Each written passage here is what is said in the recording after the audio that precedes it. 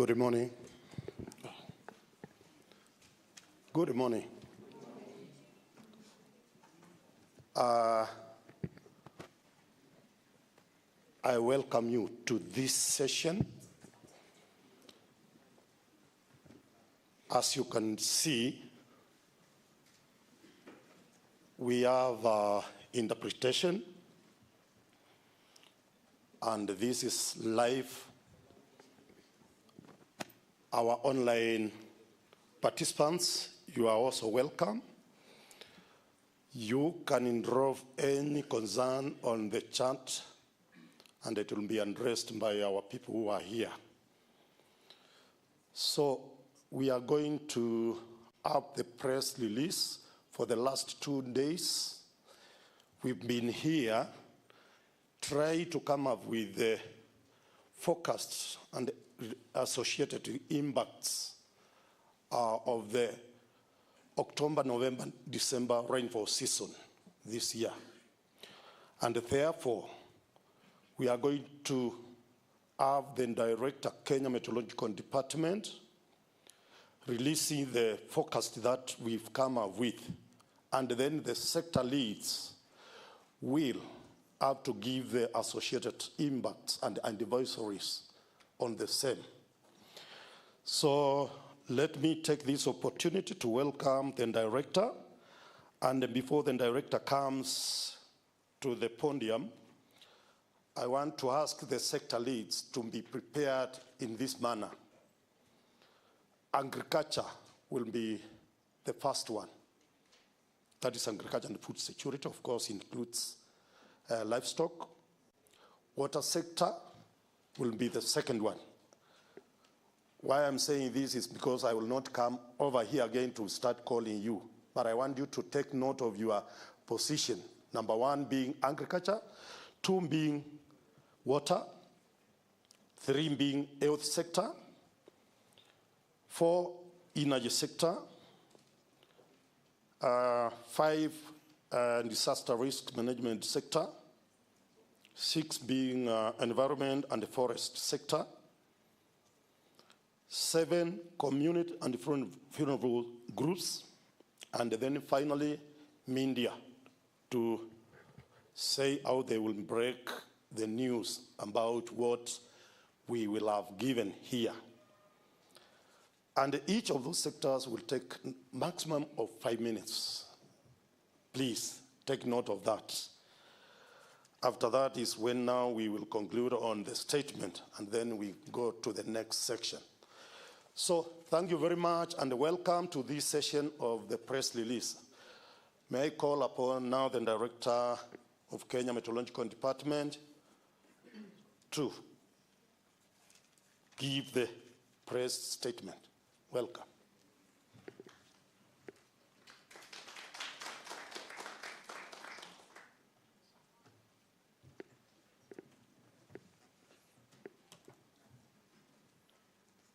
Good morning, ladies and gentlemen, and good morning to those who are following us online. Welcome to today's press release. I know the teams have been here working to come up with this forecast that we are going to release today. As he has mentioned, we had sectors, different sectors, also working on advisories that will assist our people to plan and make decisions for the coming season. Let me read the statement as has been undertaken by our technical team, dated this day, 5th of September 2025. Rainfall outlook for the October, November, December OND 2025 short range season. The short range season, October, November, December season, constitutes an important rainfall season in Kenya, particularly in the central and eastern regions of the country, as shown in the figure 1A. I think you can see the figure. The figure is somewhere there.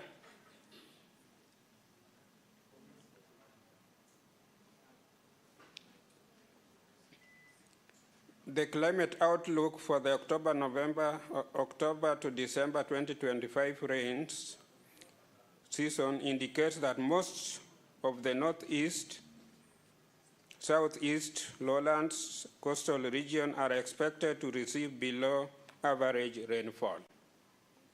The South and Central Rift Valley, most of the Lake Victoria region, parts of the highlands east of the Rift Valley, including Nairobi County, some parts of our southeastern lowlands, that is parts of Kajiado, and western parts of Samburu and Marsabit counties are expected to receive near to below average rainfall. The highlands west of the Rift Valley and parts of northwestern are likely to receive near to above normal rainfall, as indicated in the figure shown. I hope we are seeing the figures on the displays. The main drivers of the outlook is the developing negative Indian Ocean dipole, which we call IOD, which is expected to persist from September to November 2025, before returning to neutral conditions in December. A negative IOD typically brings drier than normal conditions over East Africa, potentially suppressing rainfall during the short rains. According to the most recent update issued on 2nd September 2025 by the World Meteorological Organization, there is about 55% chance of La Nina developing during September to November 2025, rising to 60% in October, December 2025. The Kenya Meteorological Department will continue to closely monitor these ENSO conditions. ENSO is El Nino Southern Oscillations. The distribution of rainfall is expected to be poor, with prolonged dry spells and isolated storms in some areas. Figure 2, the areas projected to receive near average rainfall with a tendency towards above average amounts are depicted in green. And we can see the green is to the western parts of the country, going all the way to parts of Turkana. You can see the green color on that map of Kenya shown. Regions expected to receive near average rainfall with a tendency towards below average amounts are shown in yellow. The yellow takes care of the lake region, parts of southern Rift Valley, going all the way to Marsabit and parts, I think, of Turkana.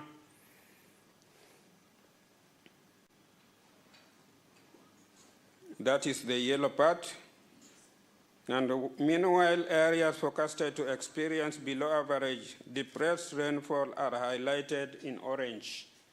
That is much of the country, from parts of Rift Valley going all the way to northeastern and coast and southeastern. We expect depressed rainfall over those regions.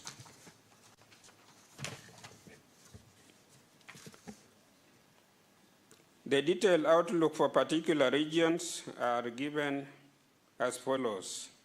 The highlands west of the Rift Valley, represented by Kisii, Nyamira, Trans Nzoia, West Ngishu, West Pokot, Elgeyo Marakwet, Nandi, Kericho, Bomet, Kakamega, Vihiga, Bungoma, and the western parts of Baringo.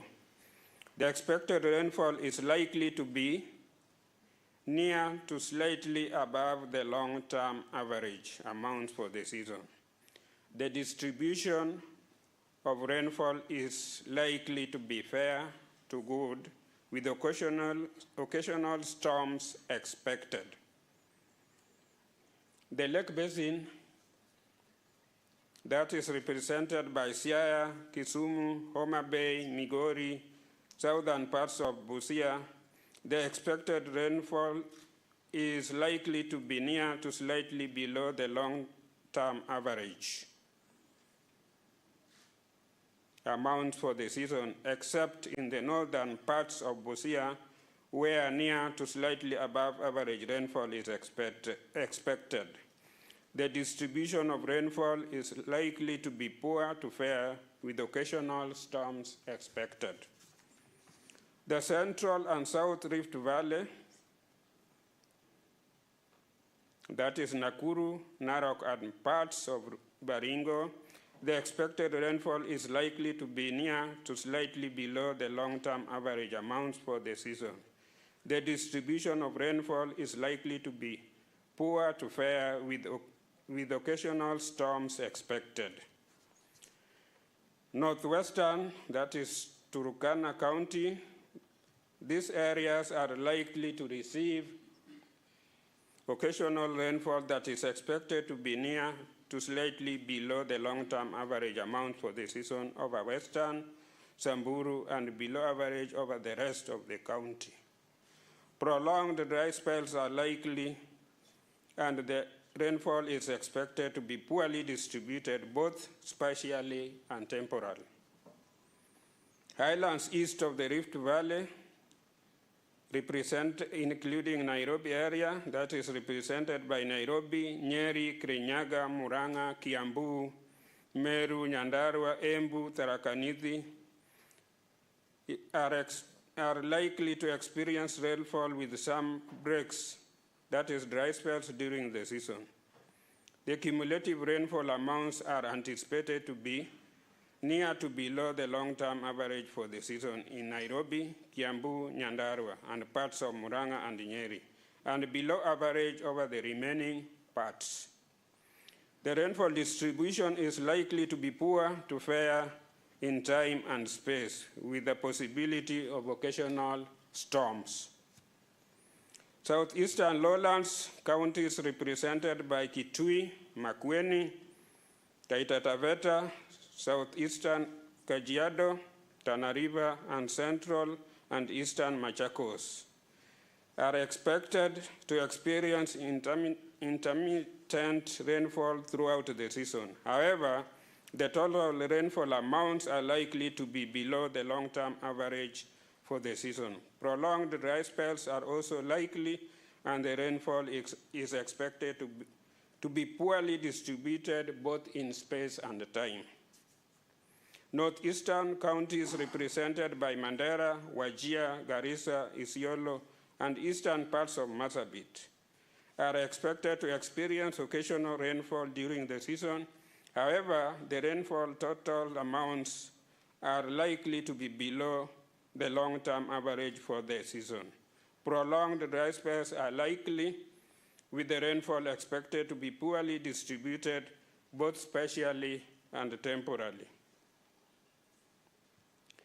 The coastal counties represented by Mombasa, Kilifi, Lamu, Kwale, and coastal Tana River are expected to receive rainfall with intermittent breaks during the season. However, the total amounts are likely to be below the long-term seasonal average. Prolonged dry spells and occasional storms are also likely, with the rainfall expected to be poorly distributed both in time and space.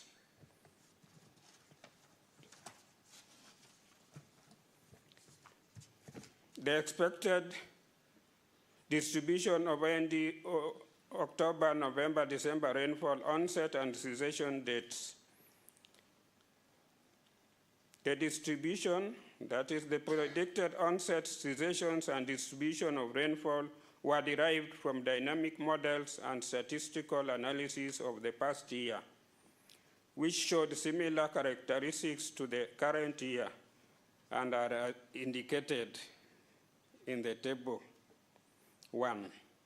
The analog similar year chosen was 2021. The rainfall outcomes for this analog year are for reference only and should not be interpreted as part of the forecast. Rather, they provide a sense of the rainfall outcomes that can occur broadly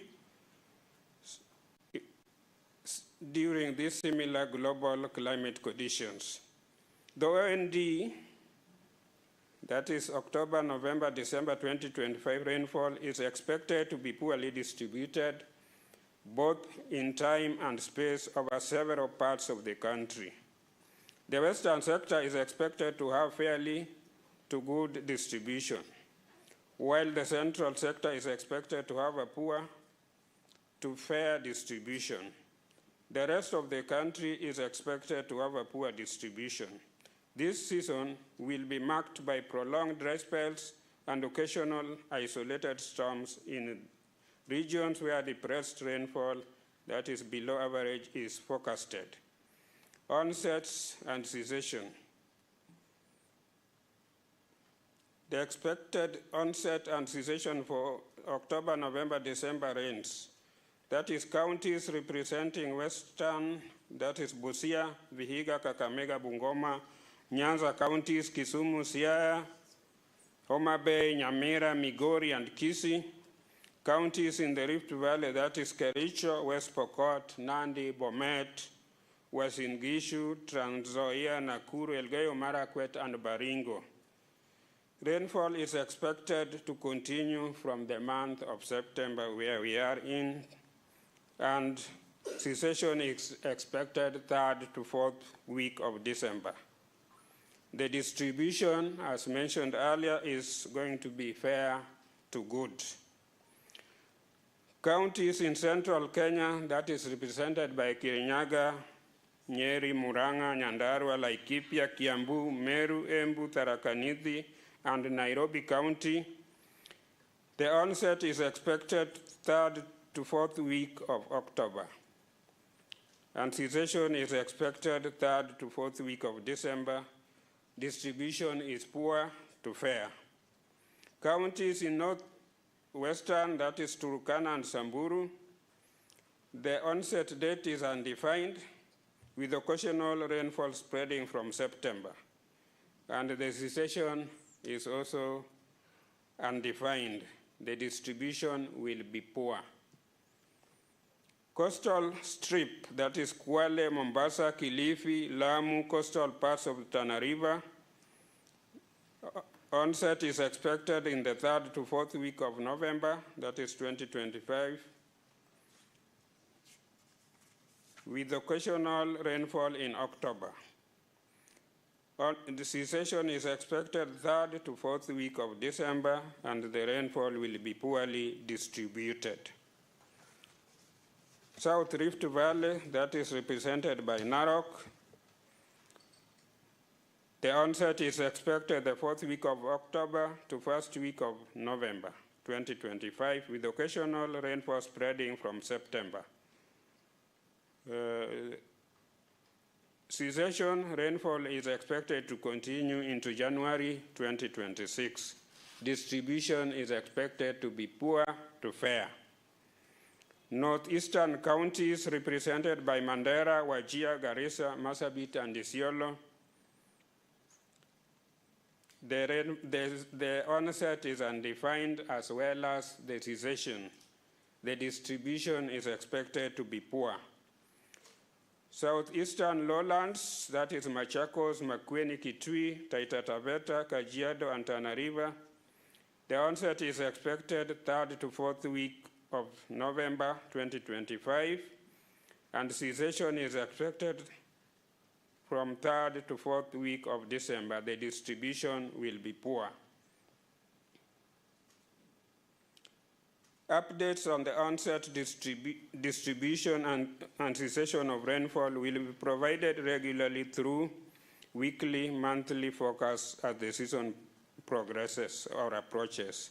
These updates will offer detailed insights into any changes and developments in rainfall patterns to keep stakeholders informed and support timely decision-making.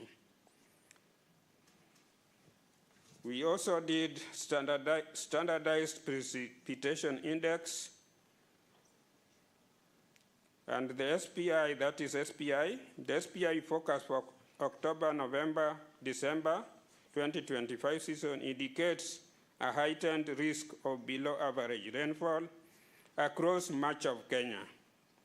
The probability of experiencing mild drought conditions, that is SPI of less than minus 0.09, is projected at 55 to 90%, compared to the normal climatological chance of 46%, with the highest risk over the eastern and central regions.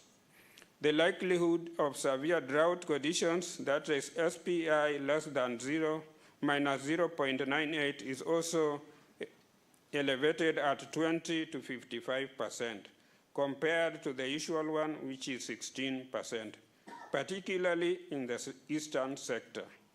These projections suggest that many areas are likely to slide into mild drought alert phase, with a significant possibility of worsening into severe drought alarm phase as the season progresses.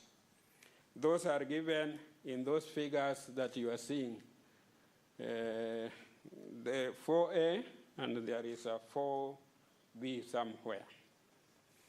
There are two figures which are being displayed there. Temperature outlook for October, November, December. The temperature outlook shows that most parts of the country are expected to be warmer than average, except a few areas over the western sector where temperatures is expected to be near to cooler than average. The central and eastern parts of the country are expected to have higher possibilities of warmer than average temperatures. And that is also illustrated in that map that is being displayed there. There are potential impacts of the OND rainfall,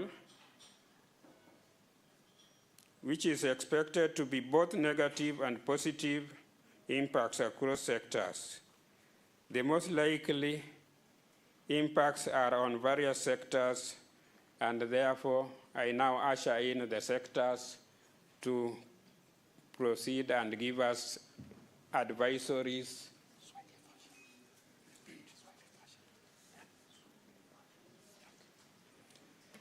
Yeah, I'll usher in after the Swahili version of the forecast to the sector-specific areas to give their advisories and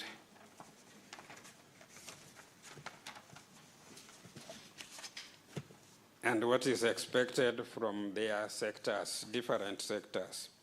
Okay, let me also read the Swahili version of the forecast dated today, 5th September 2025. Taarifa ya utabiri wa hali ya hewa kwa msimu wa vuli, that is October to December 2025.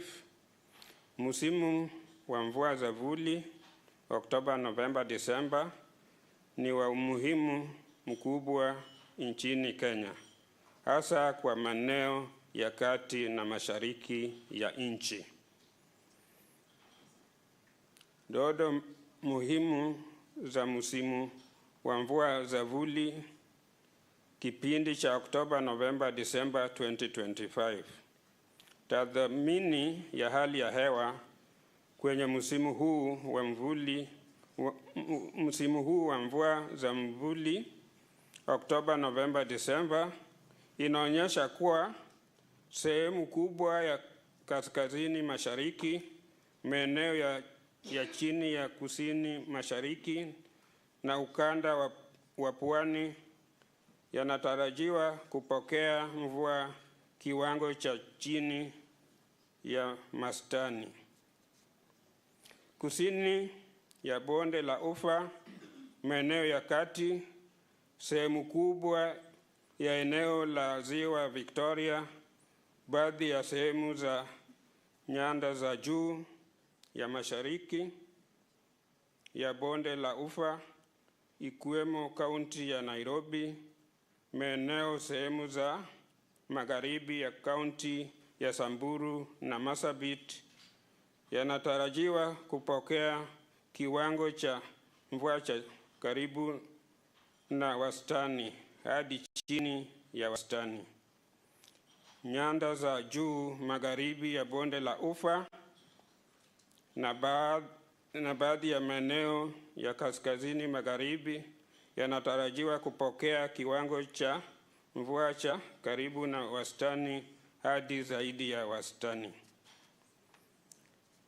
Hali hii inachochelewa na hali inayoendelea ya Indian Ocean Dipole, hasi ambayo ndiyo kuchochea kikuu cha utabiri huu.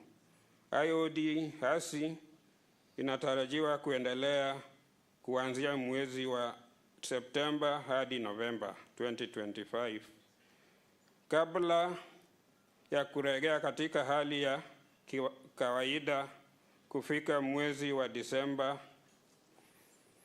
OID hasi kwa kawaida huleta hali ya ukame kuliko kawaida katika ukanda wa Afrika Mashariki. Kwa hivyo kuweza kupunguza mvua za msimu wa vuli. Kulingana na taarifa inayotolewa tarehe 2 Septemba 20 mwaka huu na shirika la hali ya hewa duniani, that is WMO, kuna uwezekano wa takribani 55% wa kutokea kwa La Nina katika kipindi cha Septemba Novemba mwaka huu. Inawezekana kuwa unatarajia kuongezeka hali 60% katika kipindi huu wa Oktoba to Disemba. Kadhalika, unawezekano wa La Nina inazingatia kwa kiwango cha chini sana. Idara ya hali ya hewa ya Kenya idara ya hali ya hewa ya KMD itaendelea kudhamini kwa ukaribu sana hali ya kuchochea ENSO, that is mgao wa mvua inatarajiwa kuwa waduni katika sehemu nyingi nchini, ikiambatana na vipindi virefu vya ukame, pia vipindi vichache vya dhoruba za mara kwa mara vinatarajiwa. Utabiri wa kina katika msimu wa vuli, that is October December 2025, ni kama ifuatavyo. Kaunti za nyanda za juu magharibi ya bonde la Ufa, that is Kisii, Nyamira, Trans Nzoia, Uasin Gishu, West Pokot, Elgeyo Marakwet, Nandi, Kericho, Bomet, Kakamega, Vihiga, Bungoma na sehemu za magharibi ya Baringo. Mvua inayotarajiwa msimu huu ni karibu na wastani hadi juu ya wastani. Mgao wa mvua hizi inatarajiwa kuwa na wastani hadi kurudisha huko dhoruba za hapa na pale zikitarajiwa kutokea.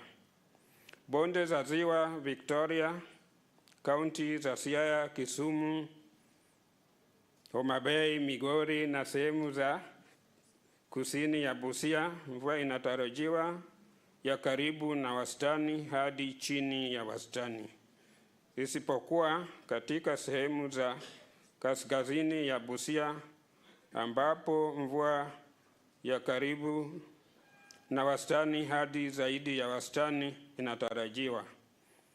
Usambazaji wa mvua inatarajia kuwa duni hadi wastani, huku dhoruba za mara kwa mara zikitarajiwa. Maeneo ya kati na kusini ya bonde la Ufa, kaunti ya Nakuru, Narok na sehemu za Baringo, mvua inatarajiwa ya karibu na wastani hadi chini kidogo ya wastani. Mgao wa mvua hizi inatarajiwa kuwa duni hadi wastani, huko dhoruba za hapa na pale zikitarajiwa.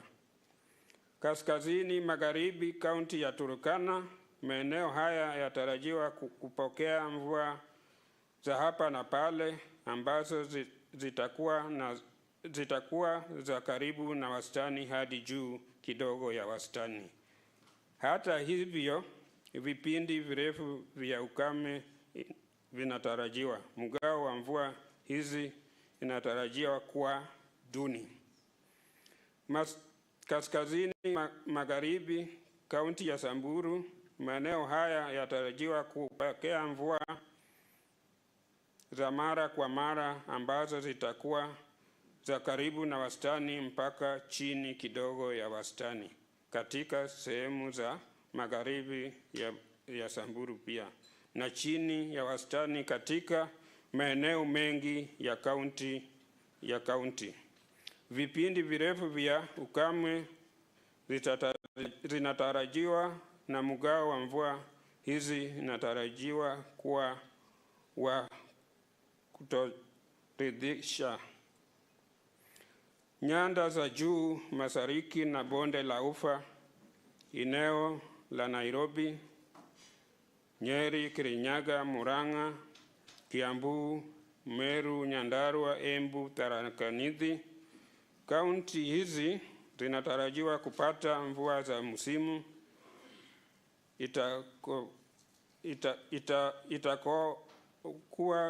itakuwa kubwa za vipindi vya ukame.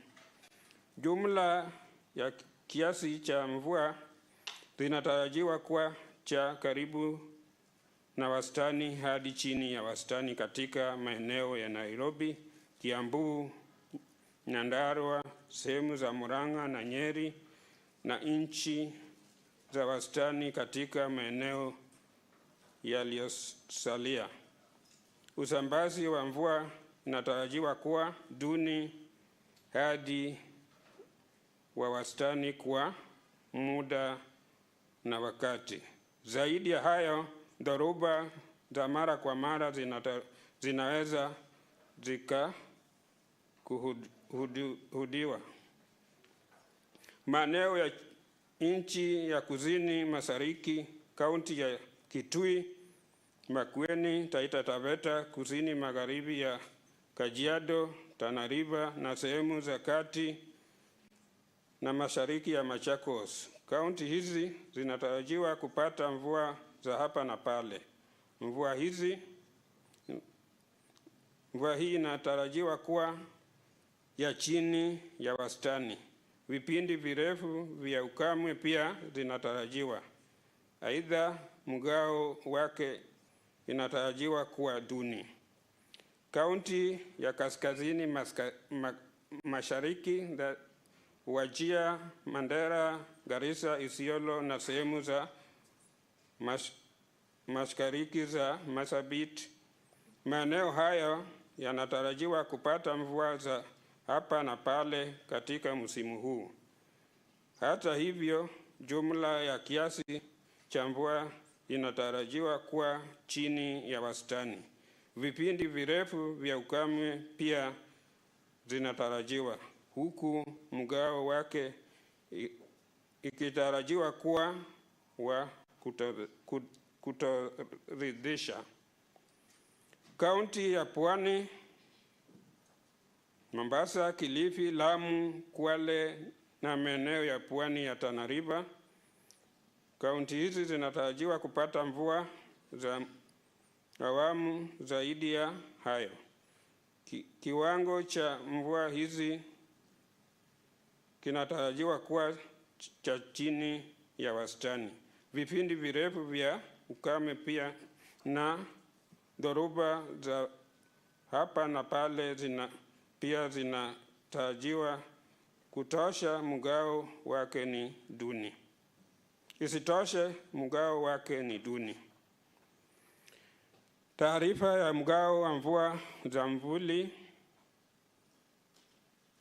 mwaka huu, tarehe zaanza na ukomo cha msimu. Utabiri wa tarehe za yaanzo, kikomo na mgao wa mvua za vuli imetokana na uchambuzi wa tuwakimu za yaka uliopita, hiyo ni 2021, ambao ilikuwa na dalili sawa na zile za mwaka huu. Mgao wa mvua hizi za vuli inatarajiwa kuwa na wastani hadi mzuri kwenye maeneo ya magharibi, ili hali ya maeneo ya kati inatarajiwa kupata mgao duni hadi wa kurudisha. Maeneo yaliyosalia yanatarajiwa kupata mgao duni wa mvua hizi. Tarehe, kaunti ya magharibi, Busia, Vihiga, Kakamega, Bungoma, kaunti ya Nyanza, Kisumu, Siaya, Homa Bay, Nyamira, Migori, Kisii na kaunti za Bonde la Ufa, Kericho, Pokot, West Pokot, Nandi, Bomet, Uasin Gishu, Trans Nzoia, Nakuru, Elgeyo Marakwet, Baringo. Mvua itaendelea kutokea mwezi wa Septemba.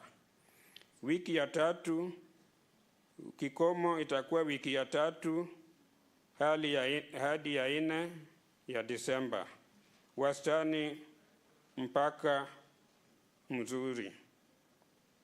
Kaunti ya kati ya Kenya, Kirinyaga, Nyeri, Murang'a, Nyandarua, Laikipia, Kiambu, Meru, Embu, Tharaka Nithi na Nairobi. Wiki ya tatu mvua mwanzo hadi 4 ya Oktoba. Kikomo itakuwa wiki ya 3 hadi wiki ya 4 ya Disemba. Duni, mgao kwa wakati na nafasi itakuwa duni hadi ya wastani. Kaunti za kaskazini magharibi, Turkana na Samburu, haijabainika wazi, lakini mvua za hapo na pale zitatarajiwa kuendelea kutokea mwezi wa Septemba. Pia kikomo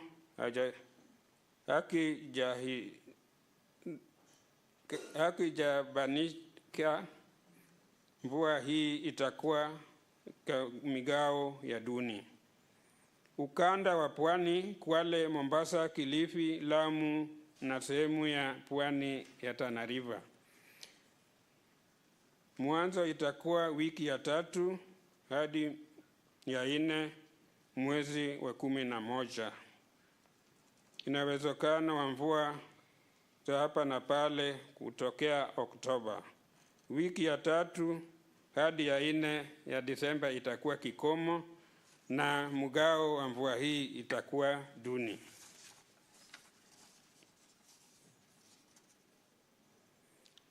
Hiyo pia inakuwa pia kwa kusini ya Bonde la Ufa ya Narok. Wiki ya 4 ya Oktoba hadi ya 1 ya Novemba ilikuwa ina uwezekano wa mvua za hapa na pale kutokea Septemba. Mvua hii itaendelea mpaka mwezi wa kwanza mwaka ujao. Mgao itakuwa duni mpaka wastani. Kaunti za kaskazini magharibi, Mandera, Wajir mashariki, Mandera, Wajir, Garissa, Marsabit, Isiolo, haijabainika hiyo mwanzo wa hizi mvua, hata mwisho zao pia haijabainika. Mgao itakuwa duni. Kaunti za kusini mashariki, Machakos, Makueni, Kitui, Taita Taveta, Kajiado, Tana River, mwanzo itakuwa wiki ya 3 hadi wiki ya 4 ya mwezi ya Novemba.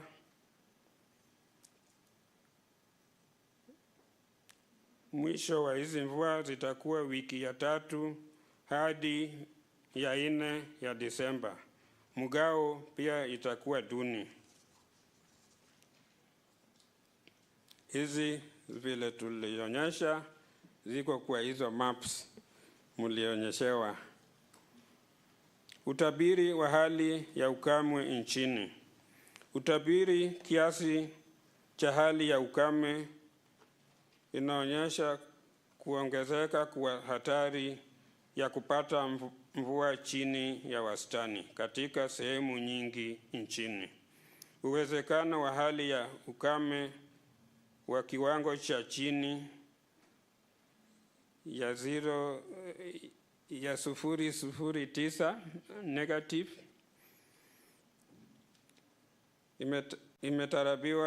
imetabiriwa kwa kati ya 55% mpaka 90%. Ikilinganishwa na hali ya kawaida ya kiasili ya 46%. Huku hatari kubwa zaidi ikiwa katika maeneo ya mashariki na ya kati. Uwezekano wa kukolea kwa ukame chini ya 0.98 pia inawezekana hadi kati ya 20 mpaka 55, ikilinganishwa na asilimia ya kawaida ya 16, hasa katika maeneo ya mashariki. Utabiri huu inaashiria kwamba maeneo mengi huenda yakaingia katika hatua ya ukame wa kiwango cha chini. Tahadhari. Huku kukiwa na uwezekano mkubwa wa kuzidi na kufika hatua ya ukame mkali. Hatari kadri msimu inavyoendelea. Mtazamo wa hali ya joto nchini. Utabiri wa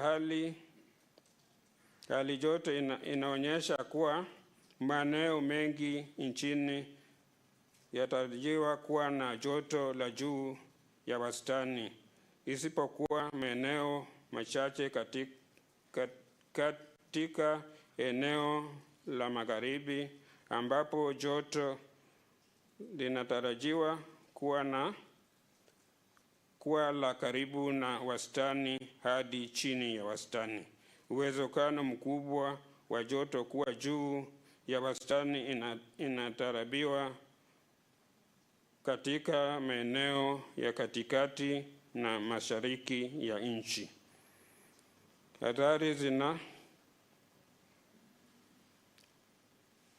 zinatarajiwa kutokana na mvua za vuli hii kiwango. Sasa nitakaribisha wale wa sectors wakuje watupatie hali ya vile itavyokuwa katika sectors zao kutokana na hii utabiri ya hali ya hewa ya 2025 Oktoba mpaka Disemba. Karibuni.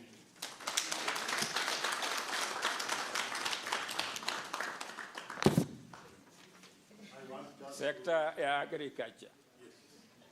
I want to repeat again: agriculture, water,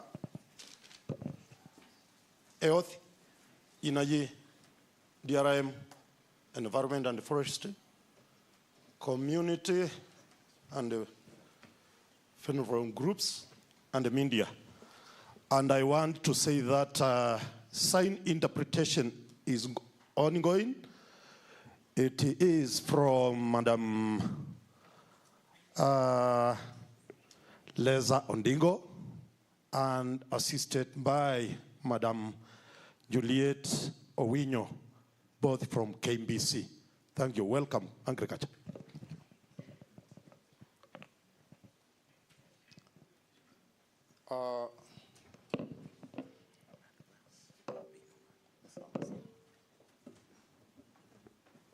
My name is Julius Ewart Komunga from the Ministry of Agriculture and Livestock Development, specifically the State Department for Agriculture.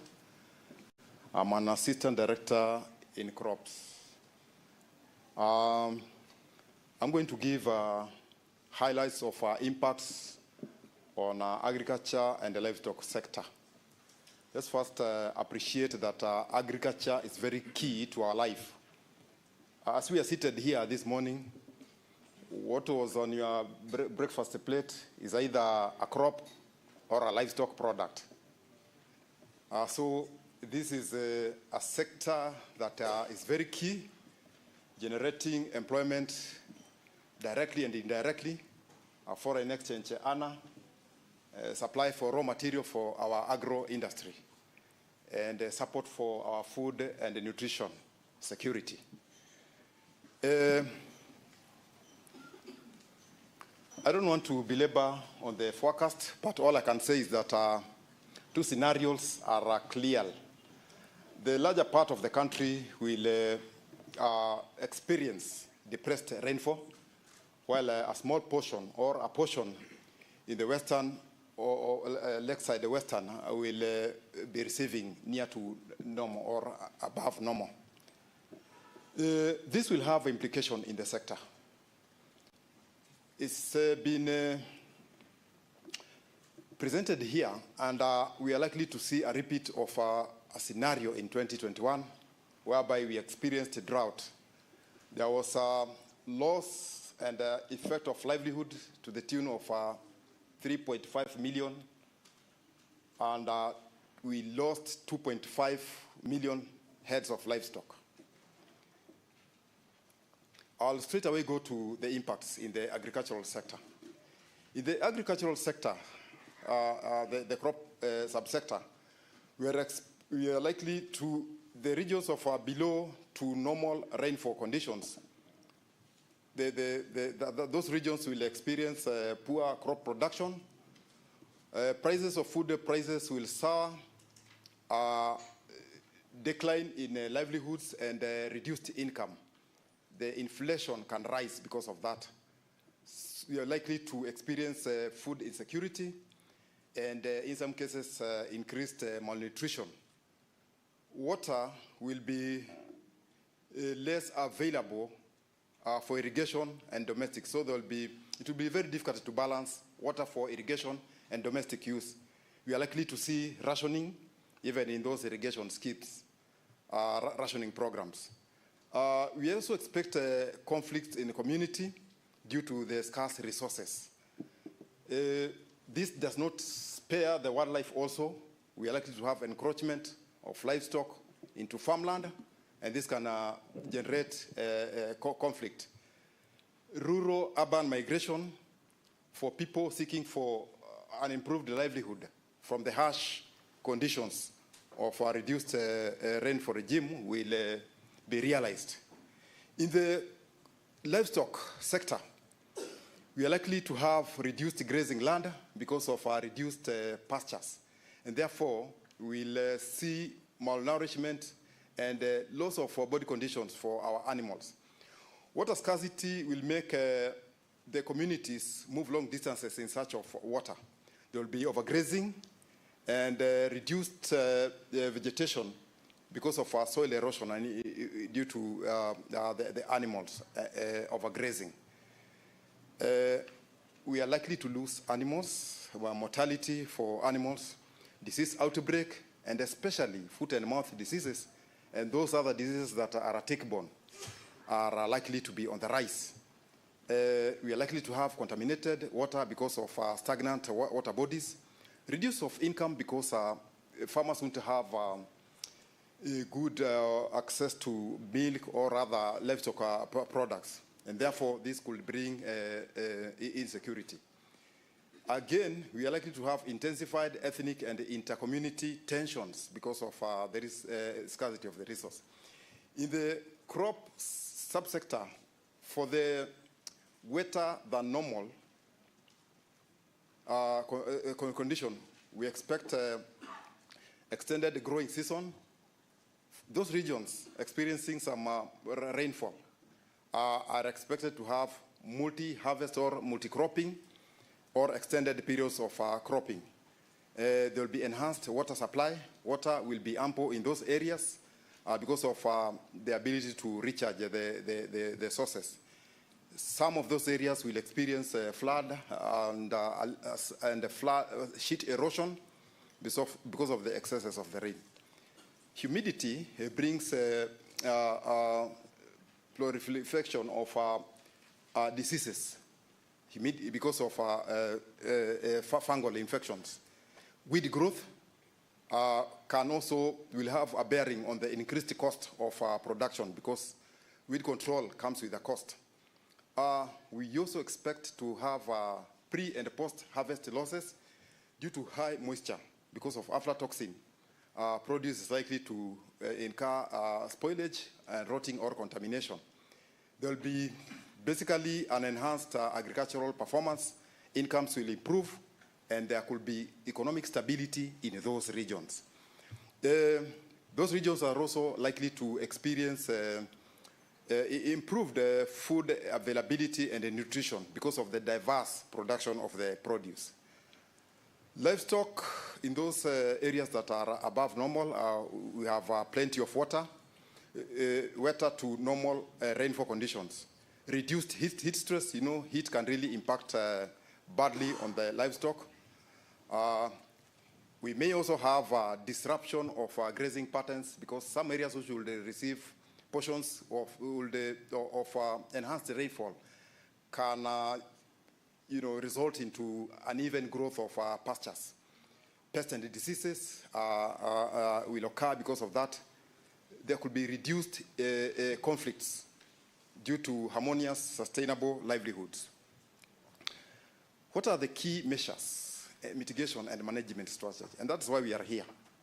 As it has been presented, we are facing tough conditions to the community. And therefore, this sends as an early warning. And therefore, we have to put into place mechanisms and systems that will climate-proof the community. One, we shall see the reduction or promotion of post-harvest loss.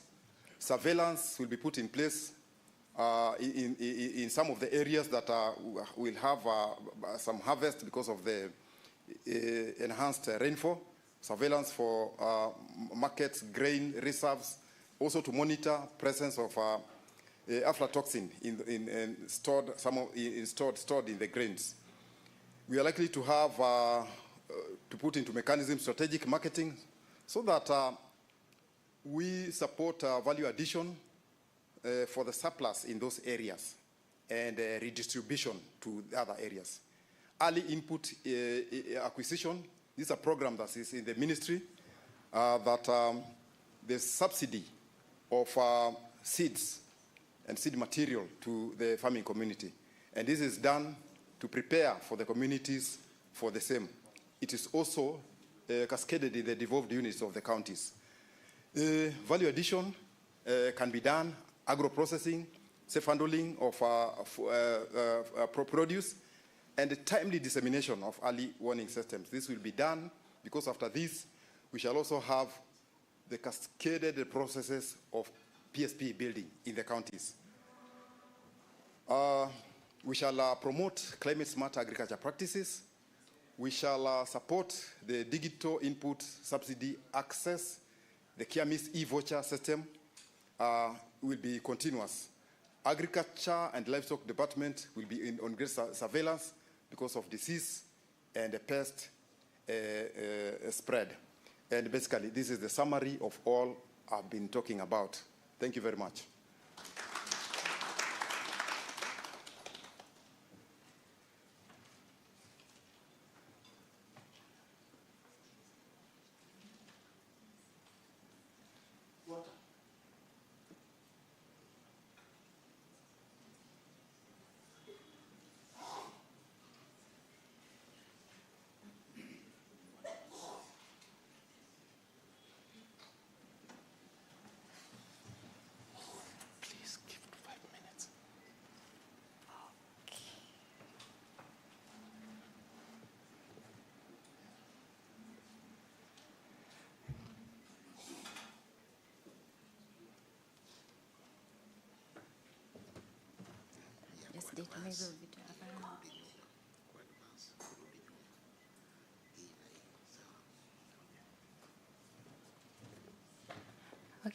Okay, good morning. Good morning, ladies and gentlemen. All protocols observed. I'm Nancy Odero from the Ministry of Water, and given the forecast, I want to present the implications that the forecast can have on the water sector.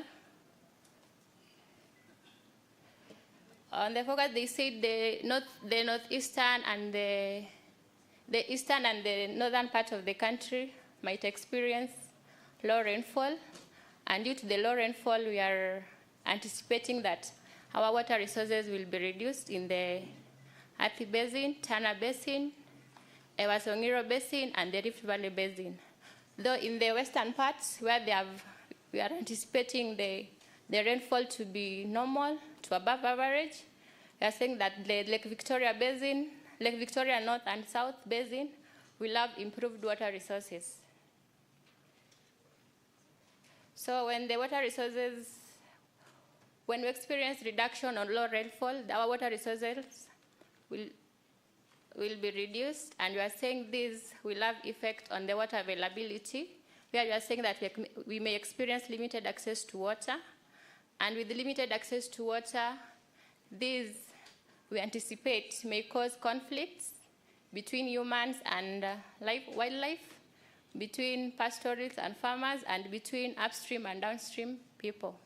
We are also anticipating, due to the limited surface water, we might have stress. There must be stress on the groundwater, and the stress on the groundwater may be due to over-abstraction, drying of boreholes, and reduced aquifer recharge.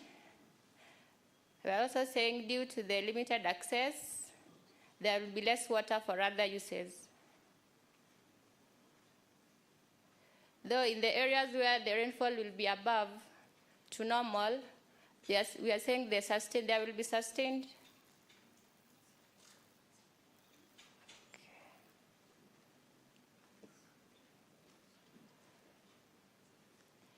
There will be sustained water available for all the other sectors. And also, due to the forecast, we are anticipating there will be limited water for water services, and that one there will be disruption of water supply. There will be disruption of water supply, and there will be the sanitation will also be reduced because there will be no water.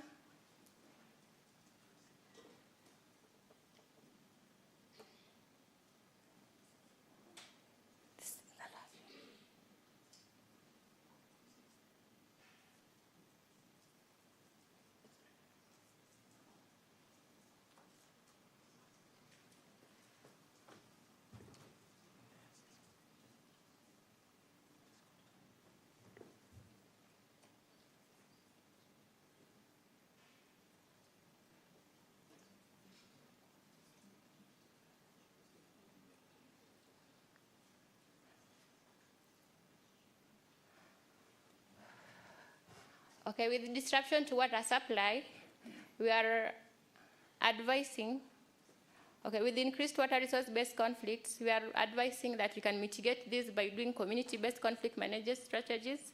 We can do water tracking. We can do mapping of what the available water resources. And to mitigate disruption of water supply, we can do water harvesting during the rains. We can do water rationing. And we can also map supply disruption-prone areas. With the decreased water resources, we are saying we can enforce our water allocation plans and do public awareness on water conservation. In areas where we anticipate to receive the normal to above normal, we are saying that we can do we anticipate riverine flood and flash floods, and we can do mapping of the flood risk areas and apply the nature-based solutions to help with the flooding. To reduce overdependency on groundwater, we are advocating for rainwater harvesting, and we are also advocating for monitoring of the groundwater levels. Thank you.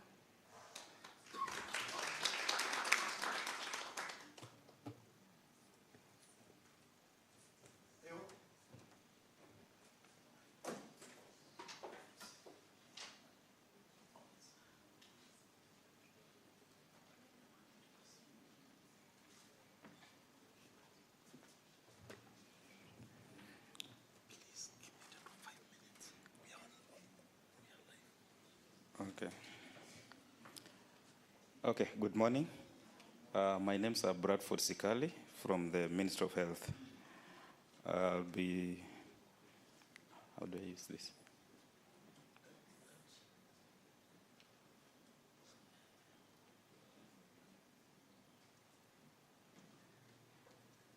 Okay, I think it's, okay. Okay, I'll be giving an update on the health sector.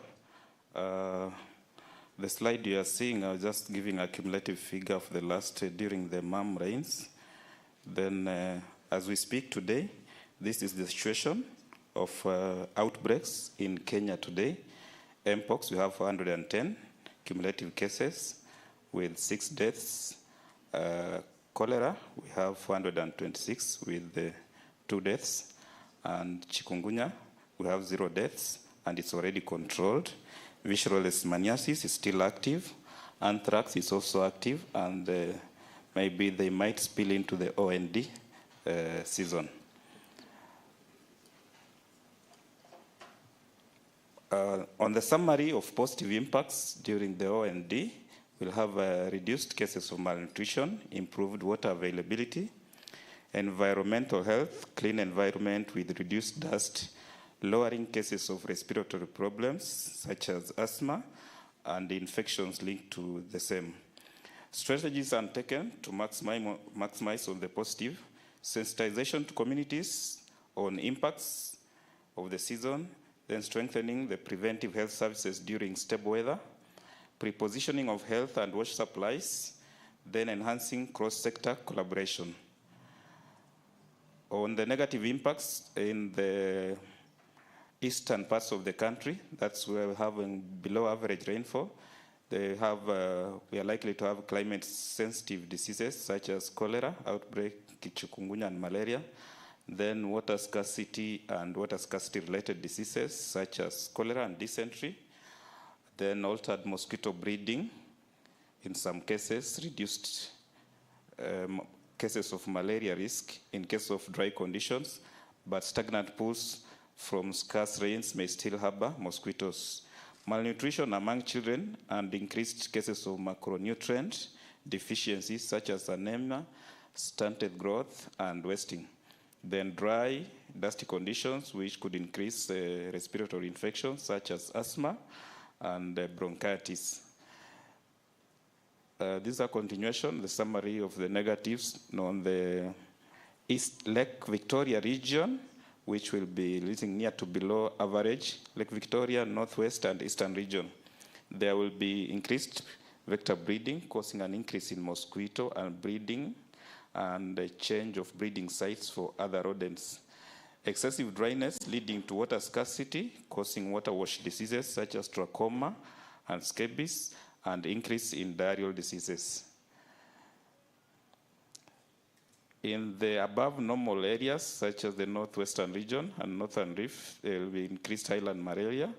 We also expect excess, in case of excessive stagnant waters, create breeding grounds for mosquitoes and then higher risks for malaria. Then there's the risk of emerging and re-emerging vector-borne diseases such as Rift Valley fever, waterborne diseases such as cholera and typhoid, and of course disruption of health services.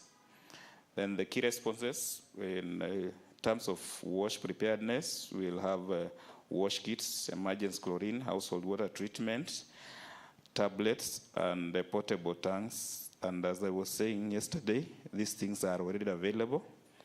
Then nutrition surge, we have preparedness on mobile outreach plans and pastoral to pastoral and remote areas, linking food security to social protection. Then infectious disease surveillance, which is done under the disease surveillance and response unit, and then ensuring the rapid response team roster is updated and functional. In terms of vector control, we'll activate focal vector control points in terms of larval source management, indoor residue spraying, and community cleanup. Health facilities excellence will ensure all critical facilities such as maternity, surgical, and newborn units have 2-month water and infection prevention buffer. Then on epidemic preparedness and response planning, we'll prepare contingency plans and activation, training, and preposition supplies and deployment. Then risk communication and community engagement, and continuous distribution of long-lasting treated nets and malaria commodities such as test kits and anti-malarial drugs. Then sensitization of health workers in case management, development and dissemination of IEC materials, which are also available as we speak. Then the rollout of Epuka Uchafu, Afya Nyumbani, which is ongoing. The latest will be in Moranga on the 16th of this month. And that's the summary of what I've just talked about. Thank you.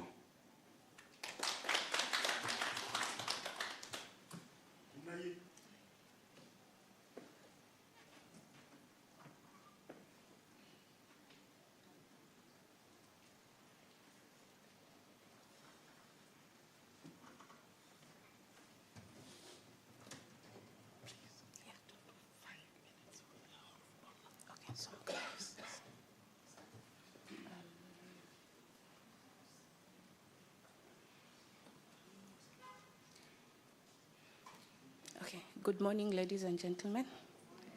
My name is Diana Masika. I'm from the State Department for Energy, and I will be giving us the sector impact for the energy sector. So going straight to the first area that is expected to be impacted is on electricity supply. And given the forecast that we've been told we'll have normal to above normal rainfall in the western region, so we expect to have increased hydropower generation in that region, and there we are talking of the Sondu Miriu hydropower and Turkwell in the North Rift. We'll also experience with rain, with the expected rain in the western region, we expect that home solar systems will be impacted. As we know, many of the households in rural areas use the home solar power systems for their phone charging, their TVs, all those lighting applications in their households. And with expected rains, there will be increased cloud cover, and so those systems will be affected. And then, of course, with rain, sometimes you have strong winds, and which may likely impact on the power distribution and transmission lines. And in the eastern region, where we have the 7 Forks dams, We expect it may not be impacted much, but with the forecast, given that there will be low rainfalls in those regions, so we'll be expecting low or reduced hydropower generation from the region. In cooking, in Western Kenya, where we'll have enough rainfall, we expect that there will be regeneration of trees and other materials that are used for biomass, that is charcoal and firewood, and also biogas production, which depends on livestock. If our livestock have enough food, and so we'll have enough manure that provides the feedstock for biogas plants, we expect that they'll be performing well. And so for the rest of the country, where we're expecting poor rainfall, we'll see reduced production of biomass. Okay, just a summary of the key response measures that we've put in place. There'll be monitoring of dam levels. We'll also have routine checks of the power substations. We have water conservation and management of the hydro dams, and also where there's reduced hydropower production, we have other sources such as geothermal, solar, and wind. And we also promote energy efficiency and also encourage tree planting. So that gives a summary of the things I have been speaking about and the responsible bodies. So with power production, we have KenGen. For power transmission and distribution lines, we have KETRACO and KPLC. And for clean cooking promotion and energy efficiency promotion, we have the Ministry of Energy and Petroleum taking care of that. Thank you.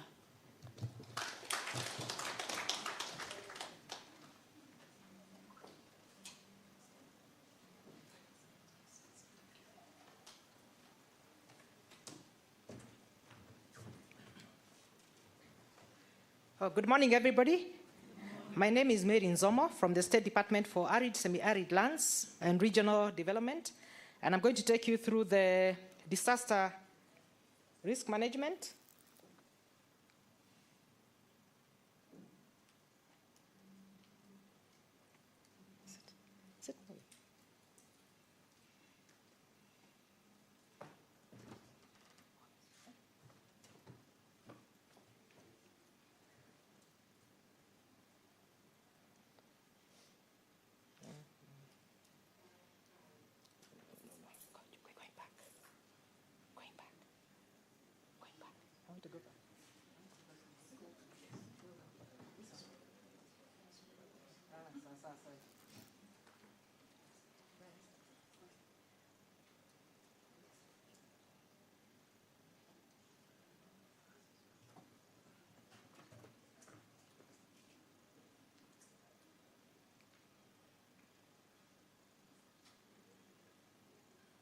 And maybe as we wait for the presentation to be projected here, in disaster risk management, we are departing from the reactive way of handling issues to a proactive way. So the weather information that is being shared here this morning, we are going to use early warning to anticipate actions so that we avoid the common approach that has been there of firefighting. And in this sector, we started by identifying the hazards that we are likely to encounter in both scenarios, both when we have below normal and above normal rainfall, and of course when the temperatures are enhanced. So the common hazards that disaster risk management will be dealing with are the drought, the floods, the land and mudslides, the lightning strikes, and we also have cases of diseases and pests outbreak. So starting with the drought,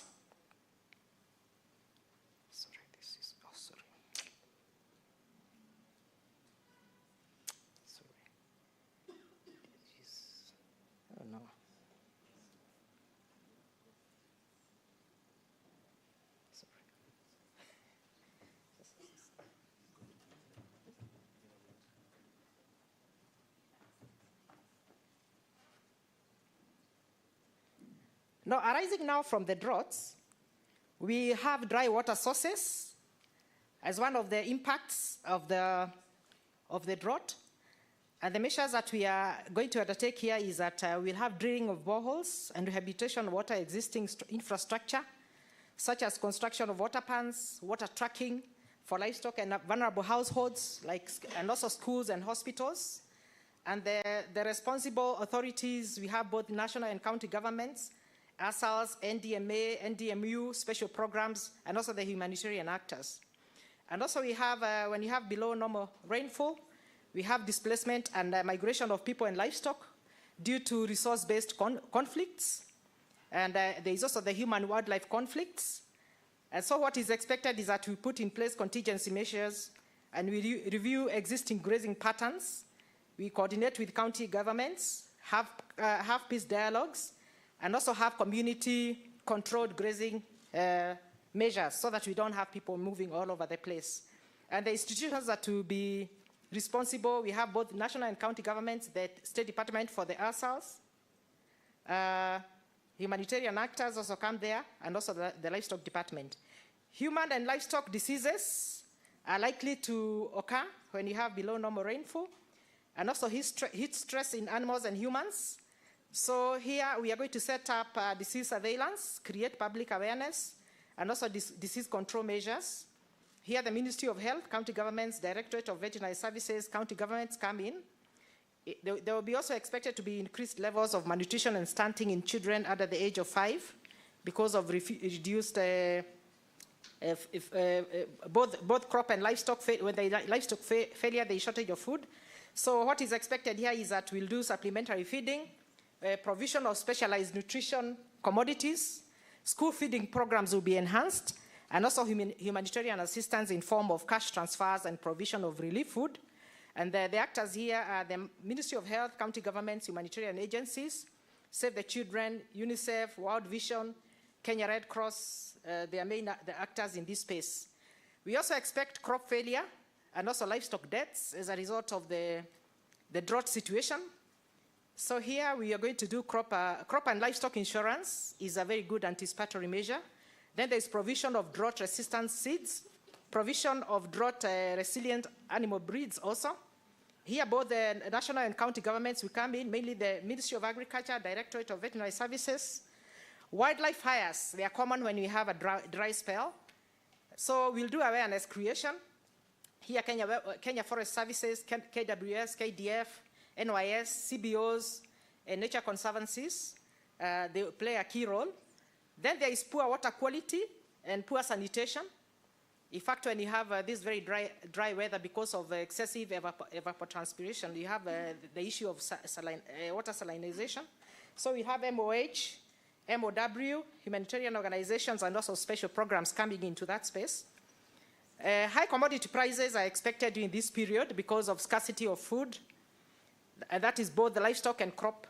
Provision of subsidies comes in, and also the issue of cash transfers, so that now the food is affordable to most of our communities. National and county governments will step into this space. Then you have humanitarian agencies, the ASALs, NDMA, and special programs come into this space. Increased gender violence is a common occurrence when you have drought. So civic education is key, and then mediation, and also rescue centers. And this, I think, is the principle behind the National Shelter Strategy, which is currently under preparation. So the national and county governments, departments of gender, they will play a very key role here. Then the above normal, where we are expecting excessive rains. You remember in the hazards we talked about the floods, the mud and landslides. So what is expected to happen is that there will be cases of displacement. So the measures expected here is that we'll do repositioning and provision of food and non-food items, profiling and mapping to identify areas prone to risk. We'll do sensitization campaigns to communities at risk, and that is why mapping is very important, because communities are affected differently. So we also improve the drainage systems and construction of dikes. So the National Steering Committee on Drought Response, Kenya Red Cross, FAO, IOM, county governments, both national and county governments, they will play a key role here. There is also expected to be outbreak of waterborne and vector-borne diseases during this period. So we'll do management and treatment, set up surveillance of these pests and diseases, provide preventive measures such as mosquito nets, then the clearing of drainages because these are breeding sites for mosquitoes and like. So MOH, county governments, development partners like WHO, UNICEF, and Kenya Red Cross Society, they will play a key role here. Then destruction of infrastructure. We have all seen what is happening in Baringo. The roads become impassable, schools, hospitals are submerged. So there will be rehabilitation of damaged roads and bridges, schools, hospitals, national and county governments, Ministry of Health and Ministry of Road and Transport, they will play a key role here. Human-wildlife conflicts. And this time, you have seen what is happening also in Baringo. You're seeing the hippos and the crocodiles encroaching into areas that were previously inhabited by human beings. So we sensitize the communities also and engage the communities so that they can move to higher ground, higher and safer ground. Sometimes there is resistance to move, but they need to be sensitized in good time so that they move to higher ground, higher and safer ground. So community conservancies, KWS, both national and county governments, they will play a key role here. Then there is human and livestock deaths due to drowning. And we also talked about lightning. So public awareness needs to be created. And then we also identification of safer and higher grounds for both humans and animals. Again, improving of drainage structures comes in. Insurance and compensation, where losses are incurred, and promoting use of lightning arresters. National and county governments can play a key role here. There is expected to be poor water sanitation and hygiene, and community awareness on WASH, that should be in capital letter. Water treatment at household and community level, because when you have issues of floods, water is compromised, the quality of the water when you have even the latrines being submerged. So Ministry of Health, county governments, and development partners also come in here. And then somebody talked about the post-harvest losses. There is expected to be post-harvest losses.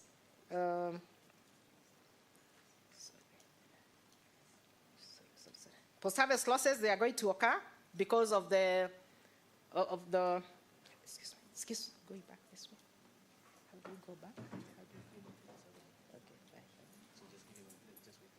Yes, sir.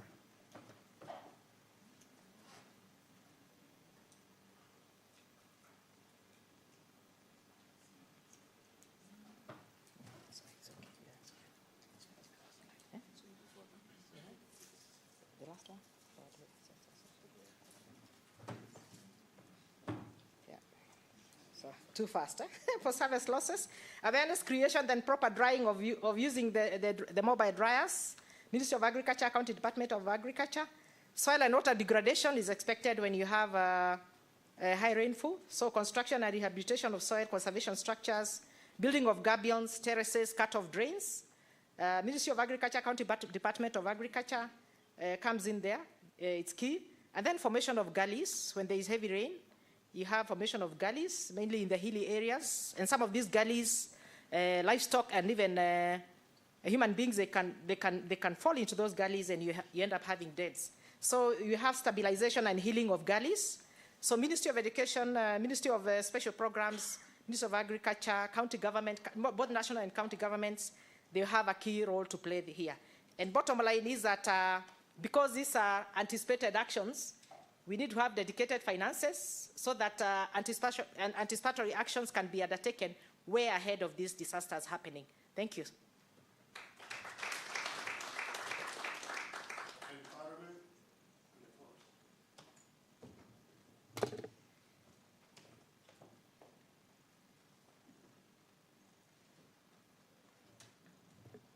Good morning, everyone. I'm Ukeo Wilberforce from Kenya Forest Service. That is Ministry of Environment, Climate Change, and Forestry. I'm under Climate Change and Forest Convention Unit.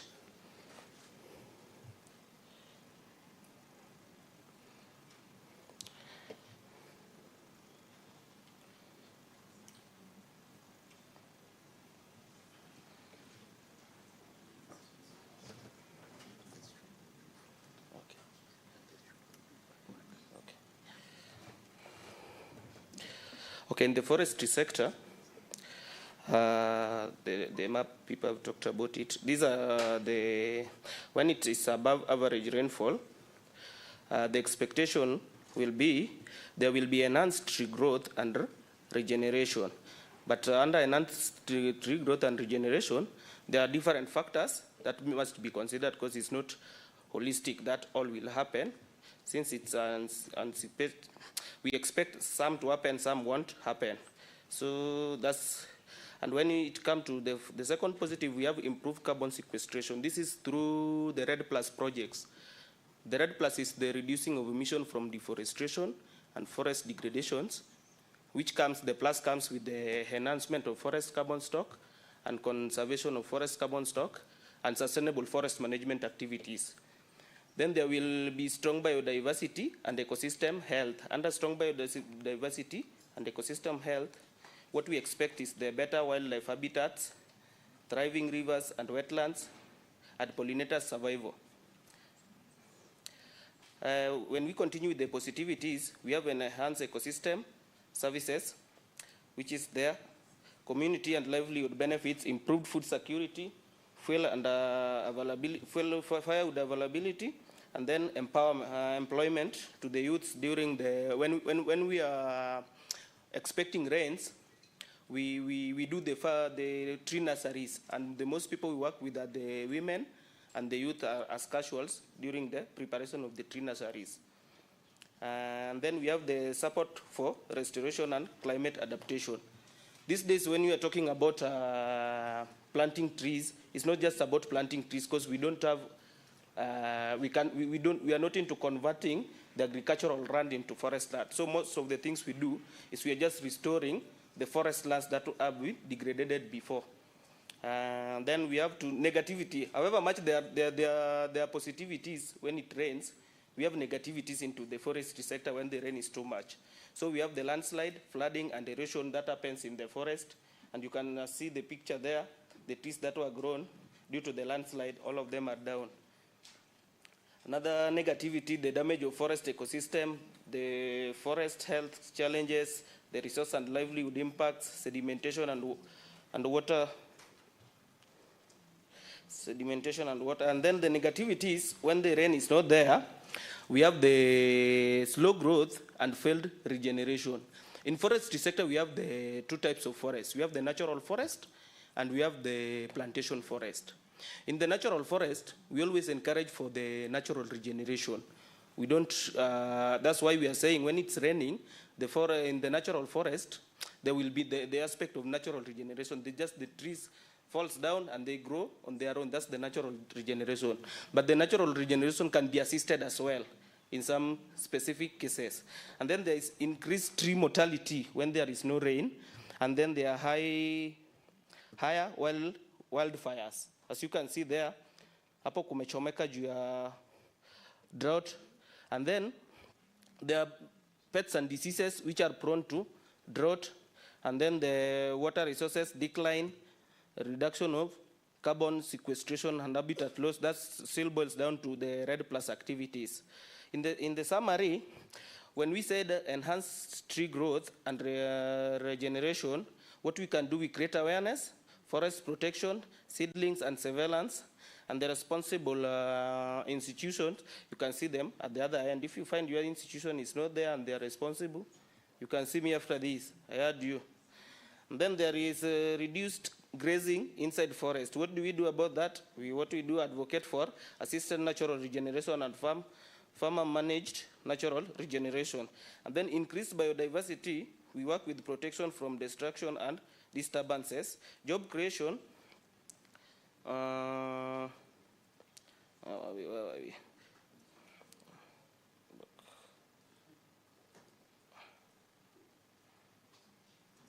Job creation, we mobilize resource, and then we work with women and youth mostly to create jobs. And then we reduce soil erosion, we do tree planting, protection and creation of awareness, improved food security through plantation establishment and livelihood improvement scheme. This is PELIS. PELIS simply means when we are in plantation forest, when we are growing the trees, when they are still young, we allow the community, the CFAs, the Community Forest Association, to come in, they plant their crops there. But when the canopy is higher than the crops, they will just move out on their own. That's what we call PELIS. And then there is reduced human-wildlife conflicts, improved undergrowth for food and shelter for the animals inside the forest, the increased water recharge, the construction of dams and harvesting during the rains. And then when it comes to negativity, there was increased forest fires. We are mapping the hotspots for them and fire management and creating awareness. Deforestation and biodiversity loss, forest conservation and management, fire prevention measures and campaigns. Then human-wildlife conflicts, we encourage the building of water points for the animals so that they don't interact with the human. We manage the migration corridors and emergency response in place in case of any disaster. Health monitoring and pest control, and then reduce afforestation and reforestation. We create awareness, pesticide matching, and water harvesting. Encroachment and grazing, we do for fencing, awareness, and enforcement. Reduce livelihood, we'll work with the water harvesting, the diversification, and the relief aids. Thank you. Trees for Better Lives. Hiyo ni miti mingi maisha bora.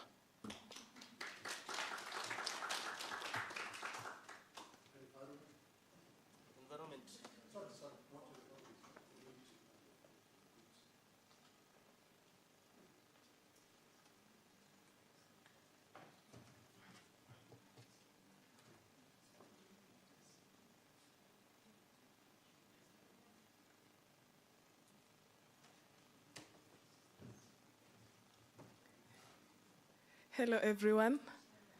Okay, it's Joanita Tumaini from Global Evergreening Alliance. I'm going to present on behalf of community, vulnerable groups, and also we have also included the gender issues in these advisories. Okay.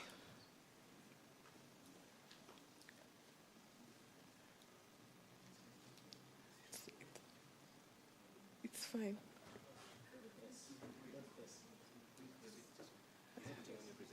Oh, okay. Okay. There is this quote in my mother as he's putting on the presentation that says, when you see a beautiful girl and you don't say anything, you might end up fetching water during her wedding. So what I'm basically trying to say is, we have already been issued the forecasts and the predictions. Now it is our turn to come up with the advisories, which we have done. And the only way we can handle this situation or the impacts that may arise is to brace ourselves. If we don't say anything, we might fetch water if any hazards or disaster occurs. Are we fine? Is it ready? Okay.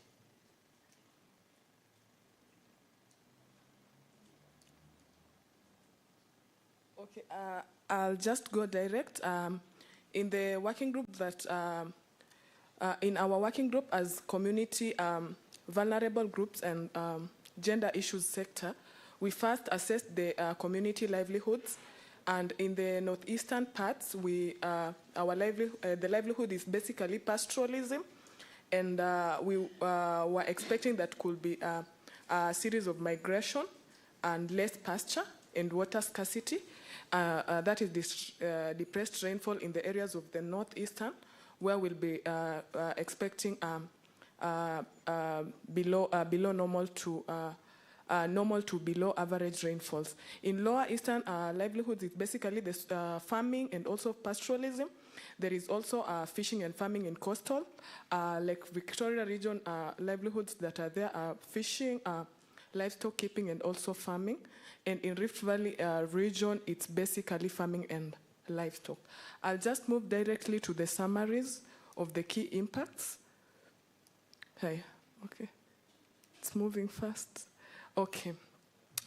We started with the regions which will be expecting average, near average to average to above normal rainfall. And these are the western region, the Lake Victoria Basin regions, and also some parts of the the Rift Valley. So our first key impact that we are able to highlight is things to do with food security and malnutrition. And the mitigation measures that we are able to advise is to do vulnerability mapping, targeted assistance, that is cash transfers, drought-resistant seeds, tailored sensitization and awareness, and also gender-responsive community engagement on food security. You all know in a normal household, yeah? In a normal household, the father is usually served a larger amount of food. Is it true? Yes. Then the mother and the children, they add more water to the soup, yeah? And the father's soup is so much concentrated. Okay, that's just a point of concern. So when we talk about food portions and quality, that is what we are talking about, to ensure that the women, the children, they get at least enough portions for them to be able to have nutrients for their personal health. So we also highlighted something to do with anticipatory action. Then those are the responsibilities that we were able to highlight. We also looked at the water scarcity. That is, to mitigate this, we ensure that mapping to target most vulnerable groups, increasing water harvesting and conservation techniques, and safe and accessible water points, increased boreholes, water tracking, and also sensitization. Those are the responsible institutions highlighted there. We also looked at that is human-wildlife conflicts that will occur. We are expecting it to occur because of community moving from one place to another due to search of water, and this might lead to human-wildlife conflicts. Not only that, but it could also lead to conflict within the community, because you might realize there is one community which is not in good relation with the other, and once one community is moving to fetch water within the community. So the mitigation measures that we were able to highlight included sensitization to local communities, water points for animals, community groups, mediation, diversifying crop, livestock laws, wild animal tracking. Those are the responsible institutions highlighted there. We also looked at the gender-based violence, early marriages, and also insecurity. When we talk about GBV, you know, your wife can go to get water and stays there for long. And when she comes back, it might also lead to gender-based violence, or also it might also lead to gender-based violence might also occur on their way to getting the water. So we are also looking at that in the northeastern parts and other parts that will receive average to below normal rainfall. So the mitigation measures that we put in place, one of them being reporting hotlines, the suggestion box, because we realize that most people in those marginalized communities don't have phones. But if they have a suggestion box in chief's offices in various sublocations, they might be able to give out their complaints, and also that is the GRM mechanism, the grievance response mechanisms, whereby they can be able to put their complaints. Yeah, we also looked at safe water points, sensitization, hospitals, social halls, community GBV prevention champions, and ETC. That is in regard to early marriages, GBV, and also insecurity. We also looked at school dropouts, because during when there is water scarcity, there is a lot of, there is also little providence in terms of meals. So most children might likely to drop out because of lack of water, lack of food, or spending a lot of time in search for water, and also in search of meals. So one of the mitigation measures that we put in place for this is to enhance school meals. Various organizations that we have highlighted there might also come into their come in place to ensure that these kids can get meals. And also the PTA education, that is the Parent Teachers Association, on keeping girls in school. Okay. Now this is for the Western region, which will be receiving normal to above average rainfall, and we are expecting post-harvest losses. That's because they'll be harvesting during the rainy season, and the mitigation measures that we put in place for this is to have targeted training in advance for vulnerable groups, that is the women, the PWDs, and also the youth on climate adaptive PHM, because there is solar energy in place, I'm sure, in so many parts of Kenya, so that they can be able to apply for drying of the maize to reduce the post-harvest losses. We were also able to capture increased waterborne diseases. This can only be mitigated through sensitization, safe drinking water, community education, waterborne risks, and I have already highlighted there the vulnerable groups that are likelihood to be affected. We also captured water availability, that is in the western region, and also So the mitigation measures put in place for this is to promote water harvesting, community asset development for water infrastructure, that is the water plants, half moons to support long-term resilience. Last but not least, we were also able to highlight natural disaster. This is mainly for the West Pokot region. There is usually landslides in that region when the season is too wet. So the mitigation measures that we were able to put in place for this is early warnings, awareness, and sensitization, cash transfers for preparation, and also relocation. Thank you all.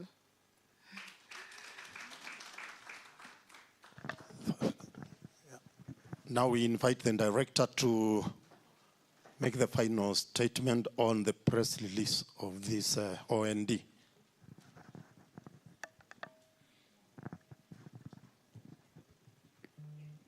Thank you, Masika. Now that we've gotten how the forecast will impact on different sectors, we'll come to some advice also that we'll give based on the forecast. There are interseasonal drivers of variabilities, such as tropical cyclones and the Median-Julian oscillation, that are only predictable at shorter time leads. It is therefore imperative to stay up to date with the subsequent forecasts and updates. So this outlook should be used together with the 24-hour forecast, 5-day, 7-day, and monthly, as well as special forecasts and regular updates advisories issued by this department, as well as weekly and monthly county forecasts developed and available by the county meteorological offices. We have our team at the counties that will also downscale this forecast based on the regions, because the forecasts affect the country differently based on the region or the county that you are in. So they'll be able to downscale this forecast and issue respective counties with the downscaled forecast for those counties. So we encourage our listeners to use this in conjunction with those updates that will be given by the counties. I think after this, the counties will downscale the national forecast to their counties, and they'll release that in various counties of the country. And with that, is now I hand over to Peter to give us the next step. Can we appreciate all the presentations? And as we do that, we are now going to Q&A session. And I request all the sector leads to step in front here so that now if there are a few burning questions, we can answer. And then don't forget, you are all experts in your own rights. So I'm requesting sector leads to step up. Dr. Nyanyende, yeah, please.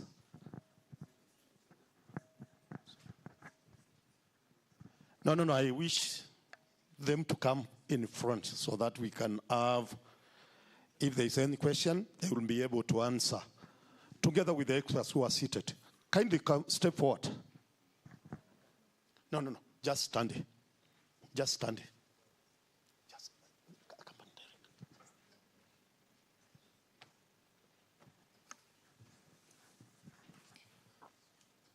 Derek. Madam.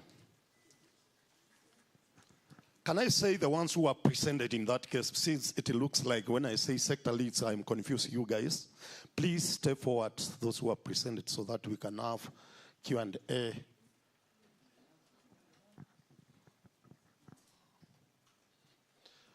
And we will take 3 questions, Bunny, of course.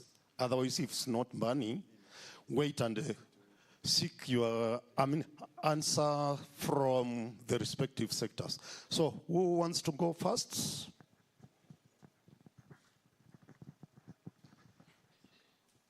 Yes, can be seen. And say your name and the organization that you represent here, please. Is it morning? Good morning. My name is Judith Akolo. My question goes to the director. Looking at the forecast, and you've compared it to the 2021 analog year, how serious is this season going to be, considering that we've had a JJA that was a bit wet? And then, of course, when we talk about disaster, I think we'll be at hazard level. So my question essentially is, how serious are the impacts of this particular season to the various sectors, and especially the food sector, the food security sector, and the water sector? Thank you. Yeah, that is the first question from Judith. Second one.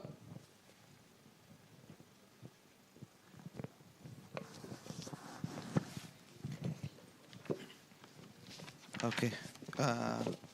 My name is Mammo Isako. I work for NDMA. My question goes to the director.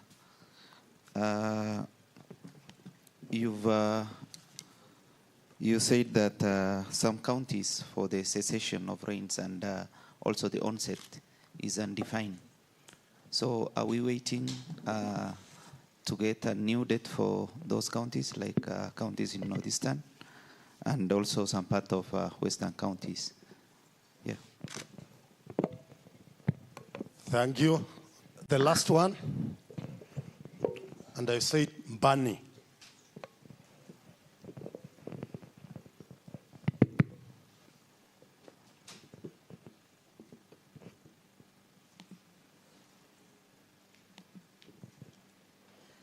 Hello.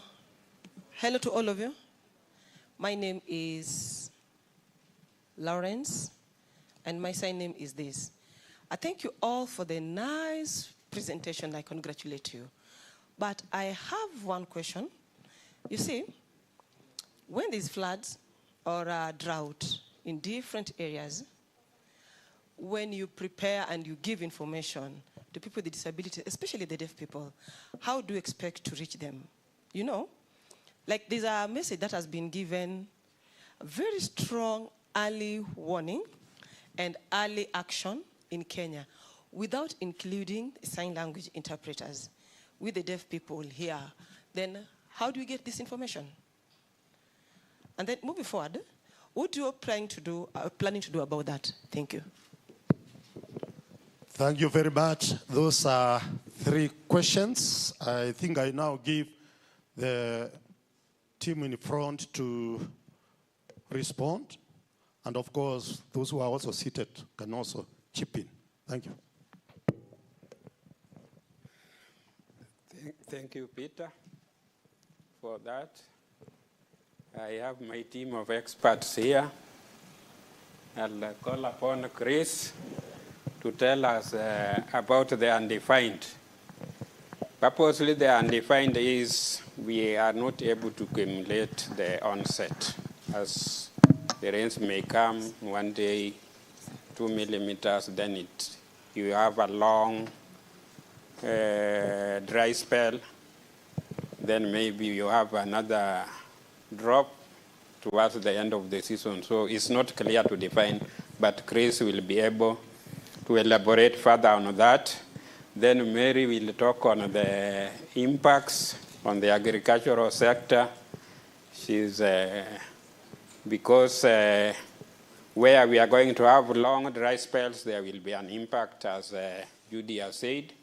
Where we are going to have rains, we'll also have impacts where we are going to have long dry spells. It will impact on the crops, but Mary will be able to address that. Chris? Yeah, thank you for the question. So basically how we identify the onsets and the cessations is that we look at a criteria. Normally, we look at 20 millimeters. If we attain 20 millimeters within 3 days and there is no dry spell after that onset, is when we define that as an, if we attain the 20 millimeters and there is no dry spell within 7 days after the onset, we can now call that an onset. In terms of the cessation, now we look at a consecutive number of days after the last days of rain, and normally that ends in December. So, but for northeastern and northwestern Kenya, when we looked at the data, and of course considering the analog years, which was 2021, having looked at the data and the statistics, we couldn't define the onset of this season for that region. Otherwise, we will advise that you look at the daily updates, the weekly updates, which we will issue even as the season goes by, and also the monthly outlook that we will release for October as well as for November and for December.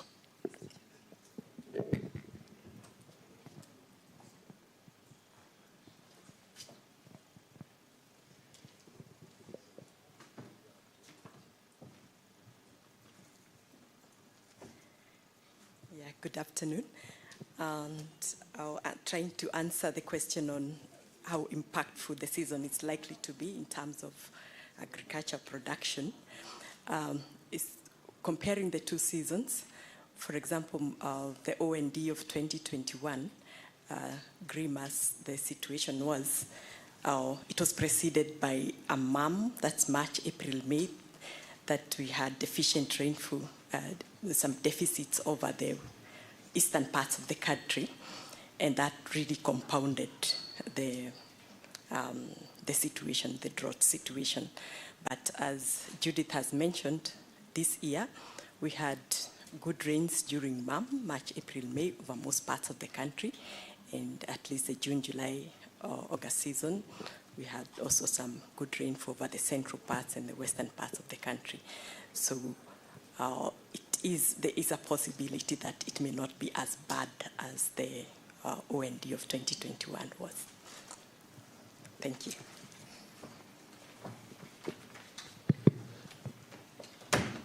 If I may comment on the issue of persons with special needs, we were informed that there is currently a bill that is in Parliament on people with disabilities, and we are hoping that once that bill has been passed, a lot of the challenges that affect the people with special needs, it has been passed.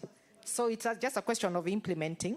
Yeah, it was mentioned that. So already that is, if a bill is in place, you can be sure that most of those issues are handled, they'll be handled. But what we are saying is that this is a good beginning. We are having a sign language interpreter here. And we were even talking about the people who are blind. We were even suggesting that the print media can also be done in form of Braille, so that the people who cannot see, they can also read, use those materials. And even for the far-flung areas where even connectivity is a problem, we are even saying that we need to have community influencers who can penetrate deep into those areas and also ensure that where the media cannot reach in terms of print, I mean electronic, the print media can get to that place.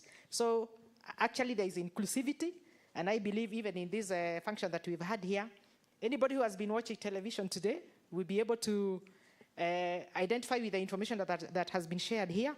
And I believe tomorrow in the papers, people who can read, they will read. So we are somewhere, and it's a step ahead. Thank you. Thank you very much. I think all the questions have been answered. Oh, yes. I hear there are some questions online. Can you please give her to read the question? Yeah, so the question comes from James Ore from Rebuilding Pastoralist Livelihoods in Marsabit County. He says, my concern is duty bearers. Timely response of resource mobilization often acts snail pace. Secondly, poor coordination set in which also lead to wastage. Therefore, how can this be avoided? He did not specify who he wants to answer the question, but he just asked. I believe that question can be answered from the side of KMD. And whoever may have an answer also is also not. Please step forward in case you want to answer that question. Okay, good afternoon. With regard to the issue raised by a colleague in Marsabit, several efforts have been put in place. Just some few weeks ago, we had a team developing triggers for drought. So the triggers for activation have been developed, and therefore there are agencies who are already prepared for the season, and they'll be able to act accordingly. We have agencies whom we are working with, WAHH, in that region, and we are collaborating so that we may be able to activate whenever the triggers are reached. Thank you. Thank you very much, dear M. I believe now we don't seem to have any other burning question, and therefore, give it. 2 days ago, okay, my name is Judith Akolo. 2 days ago, the World Meteorological Organization released a statement showing that that there was a developing La Nina. How serious is it going to affect this particular season of OND? Thank you. Thank you, Judith. Just, continue. Thank you, Judy. La Nina conditions are still being monitored, and in the advisory we said that we'll give updates on that. And it normally has some impact on our climate information and climate and weather. But I'll call upon Mary again to give us the update on how this is going to impact on our seasonal outlook. Karibu, Mary.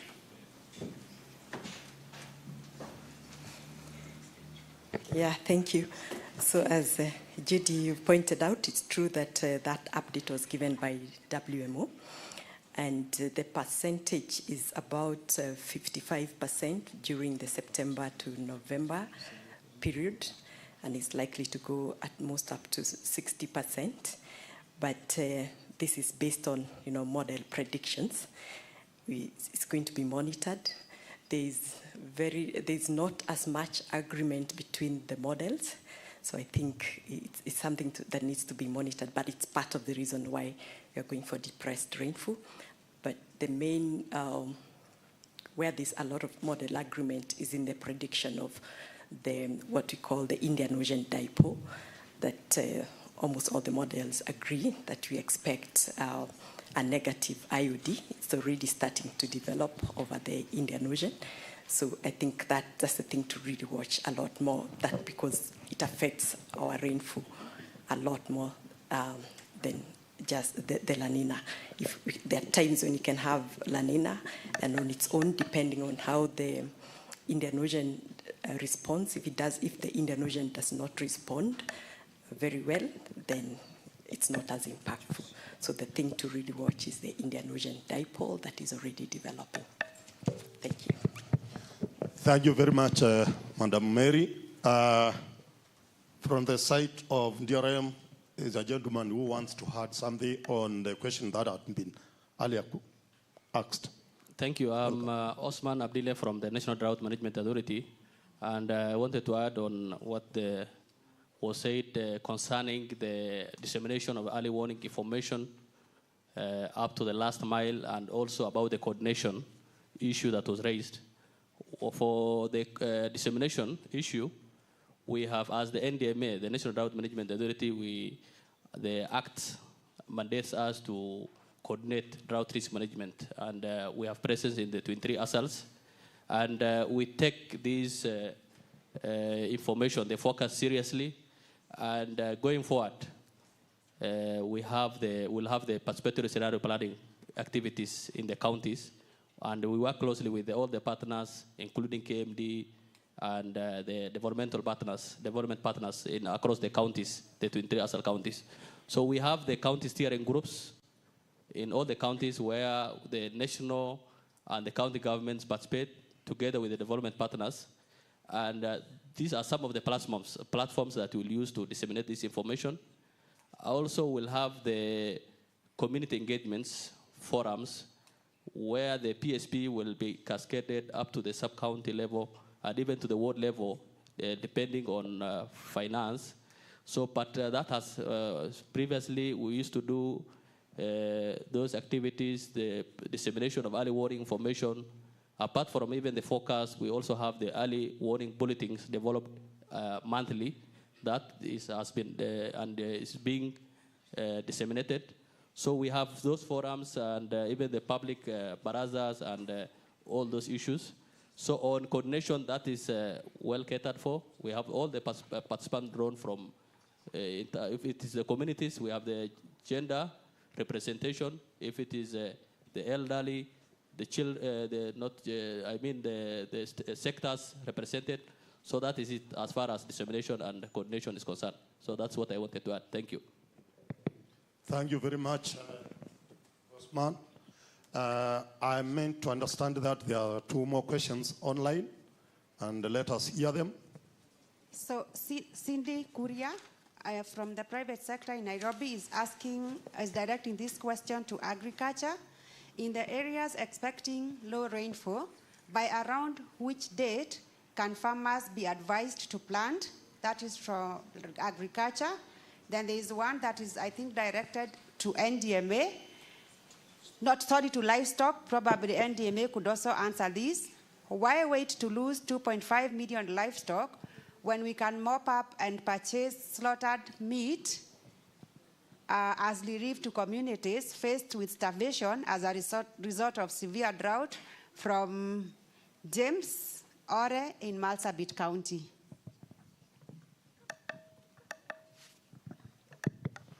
Yeah, I think the first question is directed to the agriculture. I understand the gentleman who presented is not here with us, but anybody from the agriculture can answer that question, please. Yes, give to John Maina.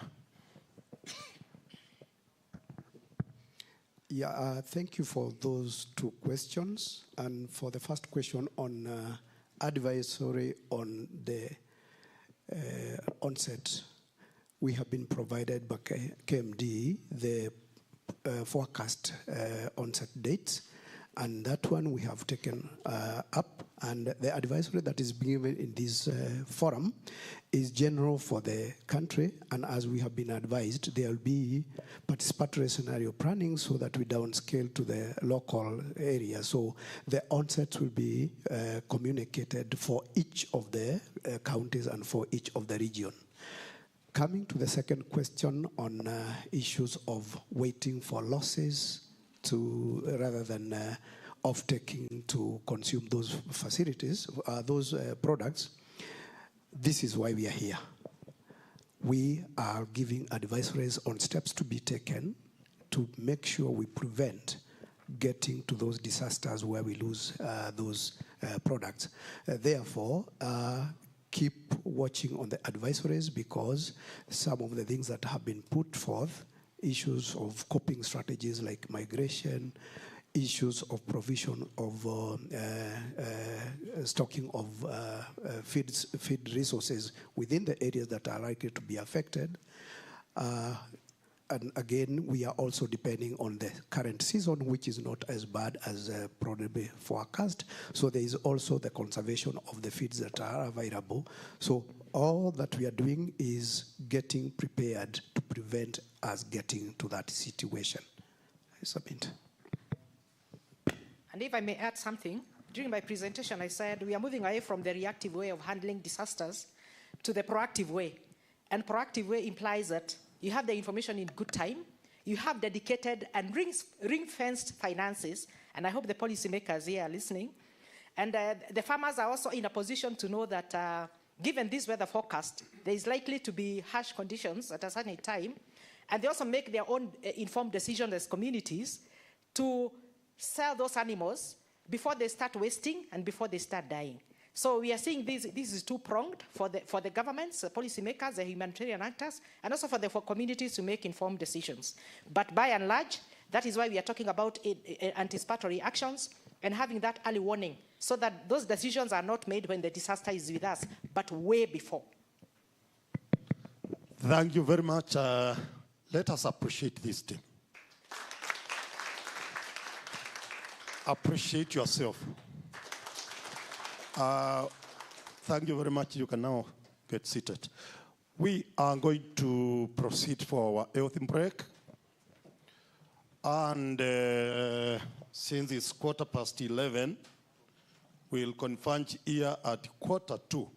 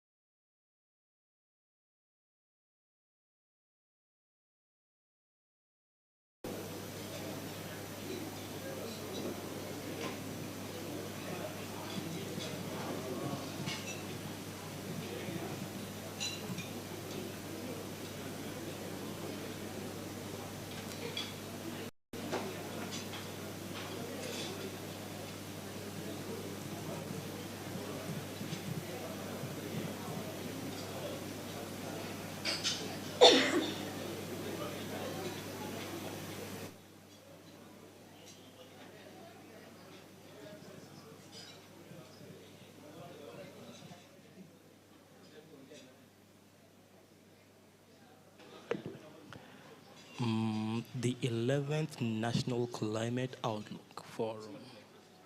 Mic test 1, 2. Sawa.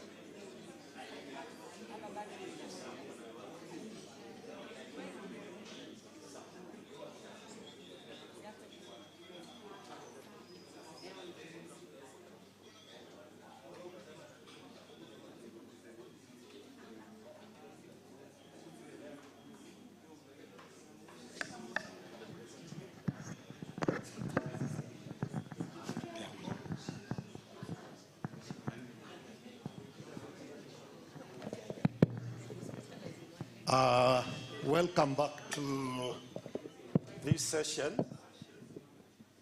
We are not going to take long. We just want a few people to make some remarks.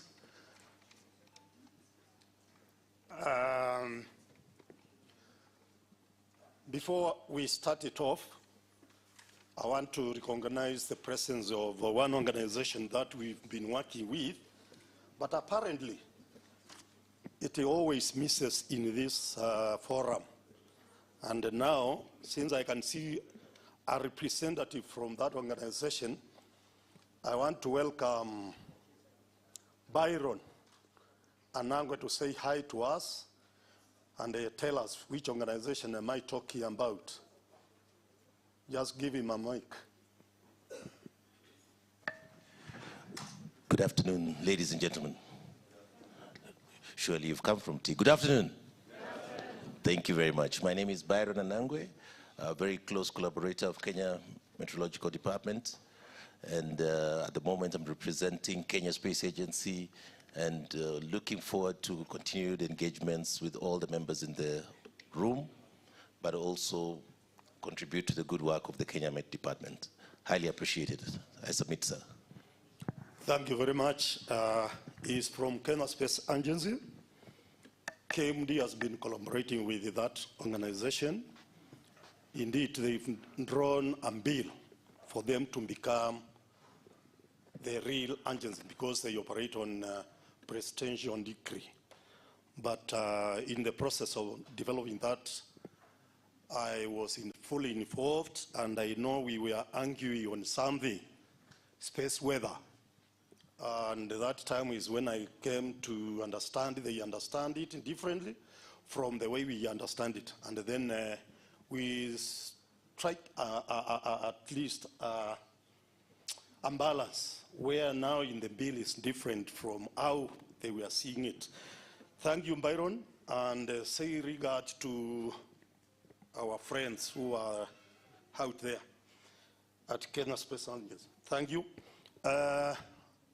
I also want to call upon Dr. David Nyanyende to make an announcement.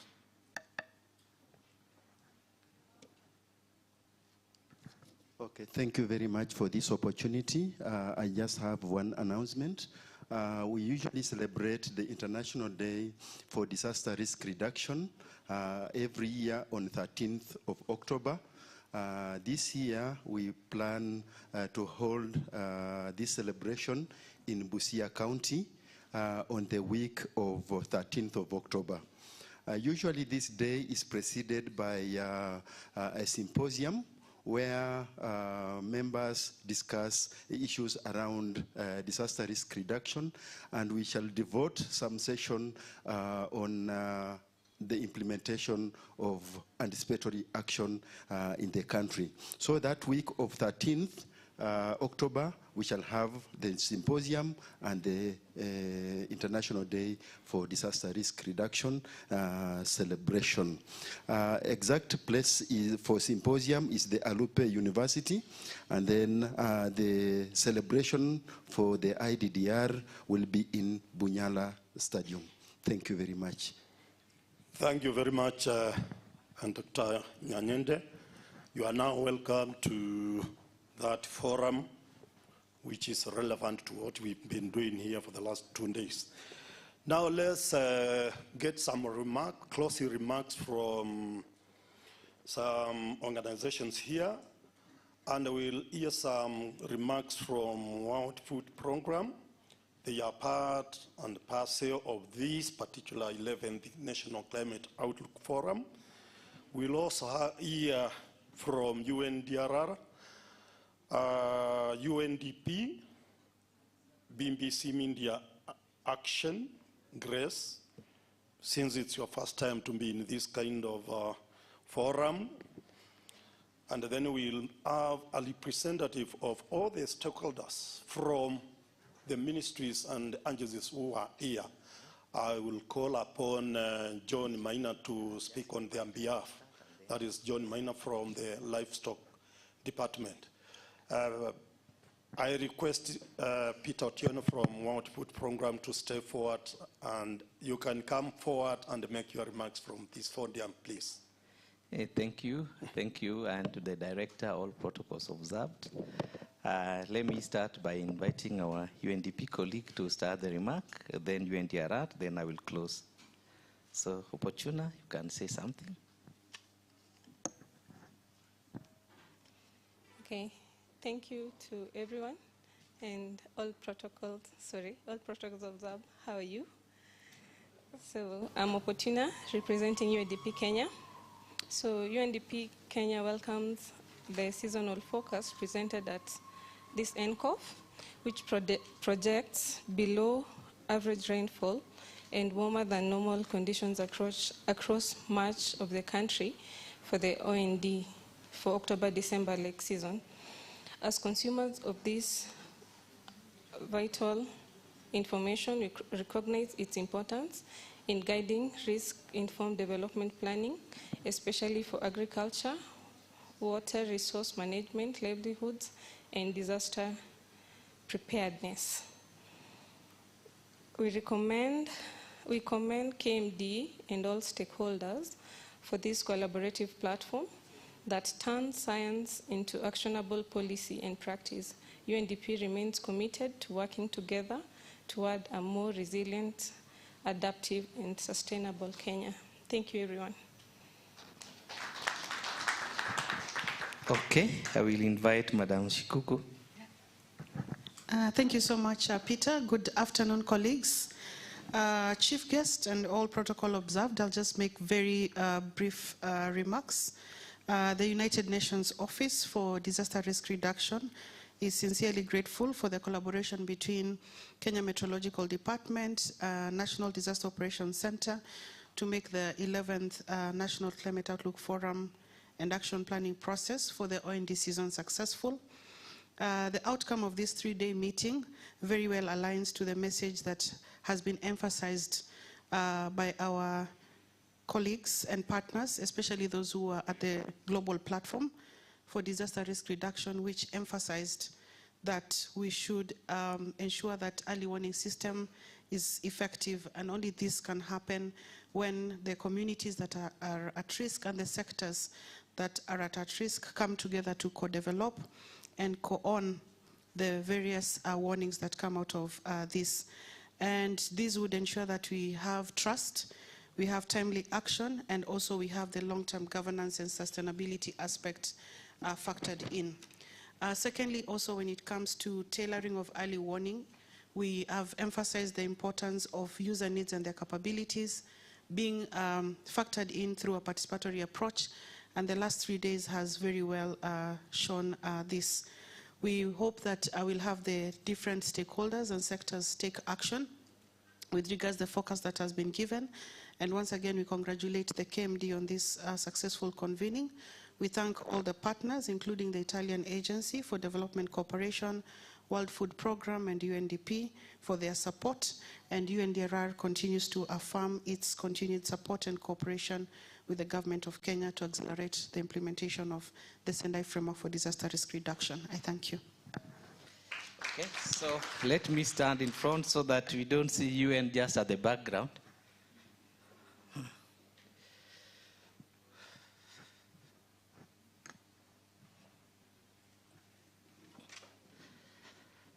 Okay, Bwana Director, and once again, all protocols observed.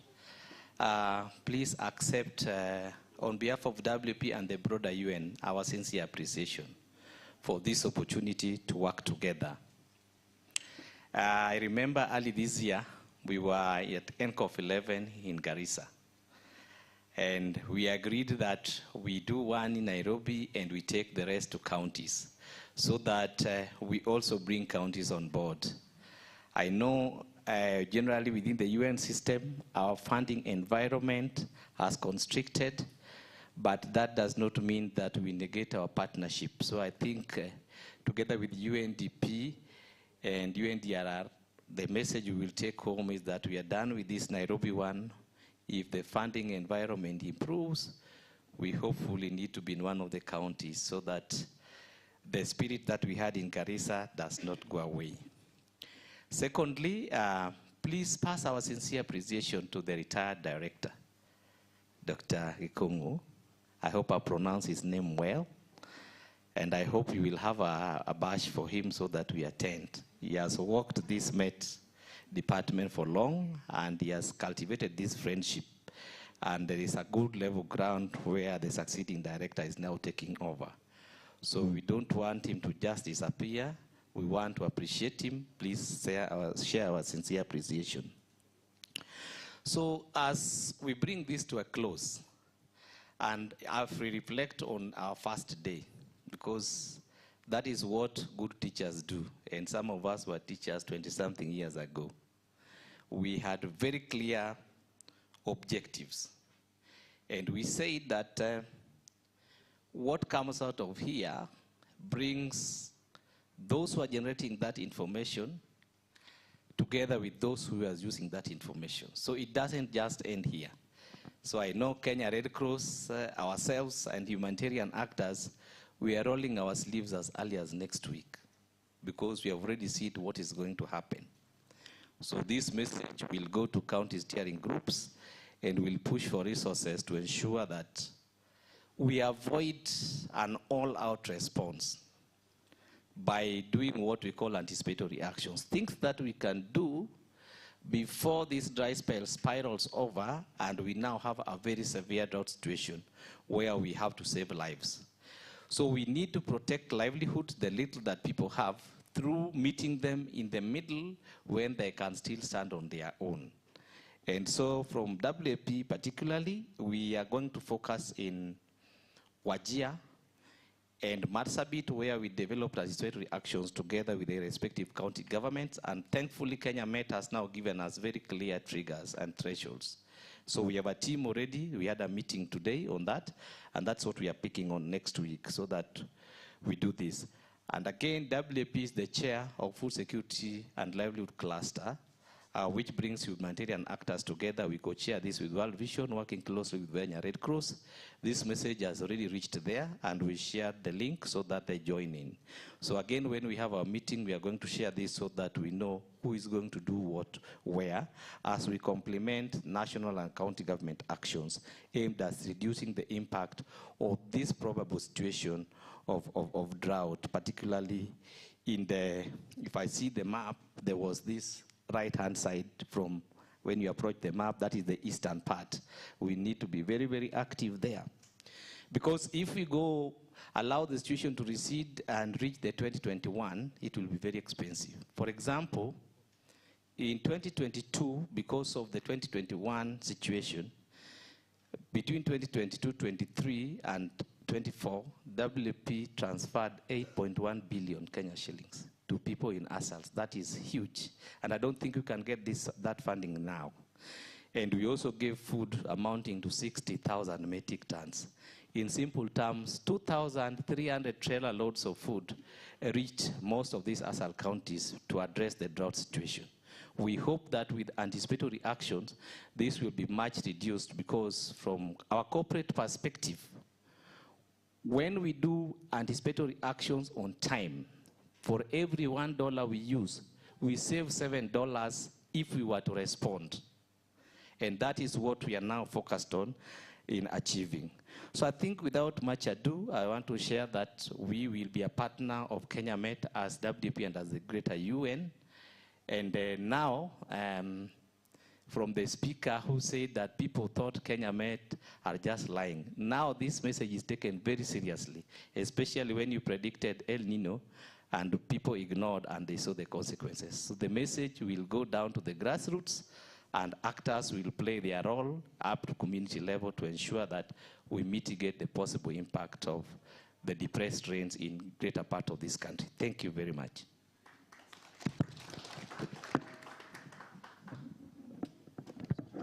Let us appreciate him once again.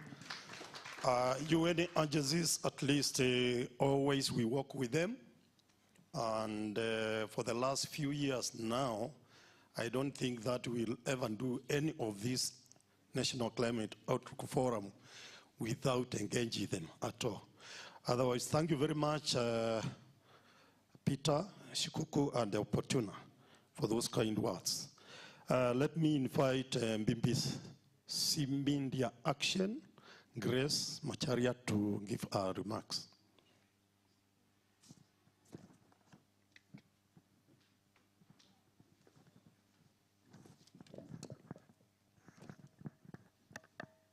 Chief guest, all protocols observed. Ladies and gentlemen, good afternoon. I smile because I'm very excited. It has been a very productive last couple of days, an experience for the journalists as well that I came with through the project that we're working on called Bridges. I had presented a brief the last time, but I would just like to share that Bridges essentially is trying to bridge those gaps of communication where a forum like this happens, and then as things get cascaded down, information gets lost, misinterpreted. So by us having our journalists attend a forum like this, they get to understand by the time they're getting a forecast or they're getting an advisory, how is that process? How do we go about that process? So I feel like being here for the first time as the Bridges Project, it has been a very productive and very informative session, and I'm grateful for KMD inviting us here and giving us that opportunity to also be part of the working groups and contribute our research and our insights from the community as regards weather and climate information. Just to mention a few things, yeah, we're just happy and we're grateful because when we collaborate and work together, the information, and in a world where there's so much mis and disinformation, you find us as the gatekeepers, as media, we're the ones who translate it and are facing the community. So if the journalists don't understand the information, what they're telling the community might be distorted. So that's the importance of us being here and working directly together. So we'd hope that you involve us more, and as we build our relationships and build the trust together, because sometimes you approach someone and they're a bit fearful, why does the media want to talk to me? We want to talk to you because we want to be able to give the right information to the communities that we serve. So even after this session, we hope that you will give our journalists an opportunity to talk to you. We understand that there's protocols you have to observe, but we're not trying to trick you or trap you. We just want the information to get back to the communities. Yeah, so thank you very much. We look forward to more collaboration, more engagement, and as we serve the communities and work on impact-based forecasting. Thank you so much. Thank you. Thank you very much, Grace. One Director, we had an opportunity to meet Grace during the GACOP, and that is how this came in. That is, she proposed to bring a number of people to this forum, which is good, and we are so happy.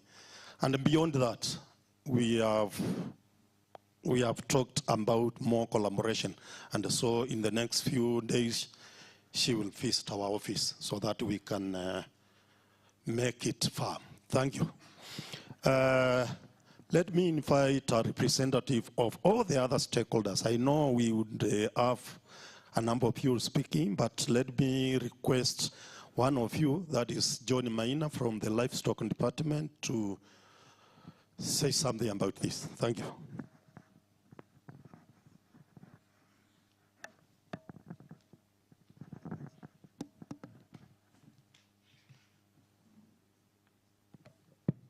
Yeah, the Director KMD, partners, agencies represented, good afternoon.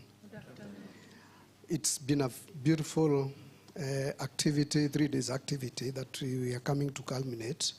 We need to recognize that climate and the economy are deeply interconnected. If we have those adverse events, then you know how the economy gets a beating. That's why we commit ourselves to come and produce and generate climate information.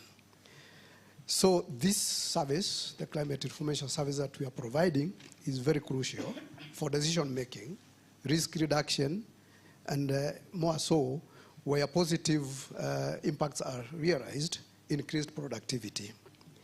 So we have invited, and we have all been invited, sectors representing the whole economy, because it is important for all of us to be around. I'll not repeat the sectors presented. I guess that is the whole economy that is around here. KMD, as a lead agency in climate information service, has given us the science part. They have corrected, analyzed, and packaged the climate information. This information has been value added by the sector agencies, trying to give the required interpretation of the impacts that are likely to happen. And this is why we have released, through the director, a climate service. Now, advisories coupled with the information makes it wholesome. We realize that this advisory is presented, or the climate service presented today, will be useful if only it is disseminated widely for those target groups and actions are taken against it. It may not be useful if it doesn't live here. We are fortunate to have the media around, my predecessor, who are actively seeking for this information to take to where it belongs. We have to appreciate that they have been seeking this information, and the best thing we can do is to provide this information, because they are our vehicle towards our targets. KMD has promised that this is a forecast, a seasonal forecast, but it will be providing daily, weekly, and monthly updates on what is to transpire. We appreciate this and call upon ourselves as the agencies who are adding value to this information to keep track on the updates that are given by KMD, so that we review our advisories as need arises. We are also urging ourselves to keep track on who is likely to disseminate, so that we provide this information that it reaches where action is required. Listening to the presentations by the agencies, you could hear a lot of linkages between the sectors. Going forward, I propose, KMD, that we add a section of collating this information, so that when agencies do at their level, then we can collate and have a unified advisory, so that we don't have a repeat of pockets of here and there. Then we will know our anticipated actions. They can be kind of ranked, so that we do scheduling of the activities rather than each one waiting with the, and then there could be some things we would have done before we reach the disaster level that can, build the resilience of our communities. I want to thank all of us for having dedicated this work and informing you that let us continue and let us keep informing, because the alert or the forecast looks like the whole country is having a grim, season, so that we are able to keep track and inform accordingly and act accordingly. Thank you so much, Bwana Director. Thank you very much, Bwana Maina. And now let's welcome our director to make his final remarks. I'm sure now you are happy that we are almost going to the end of the 3 days. Can you welcome him with a clap? Welcome, One Director.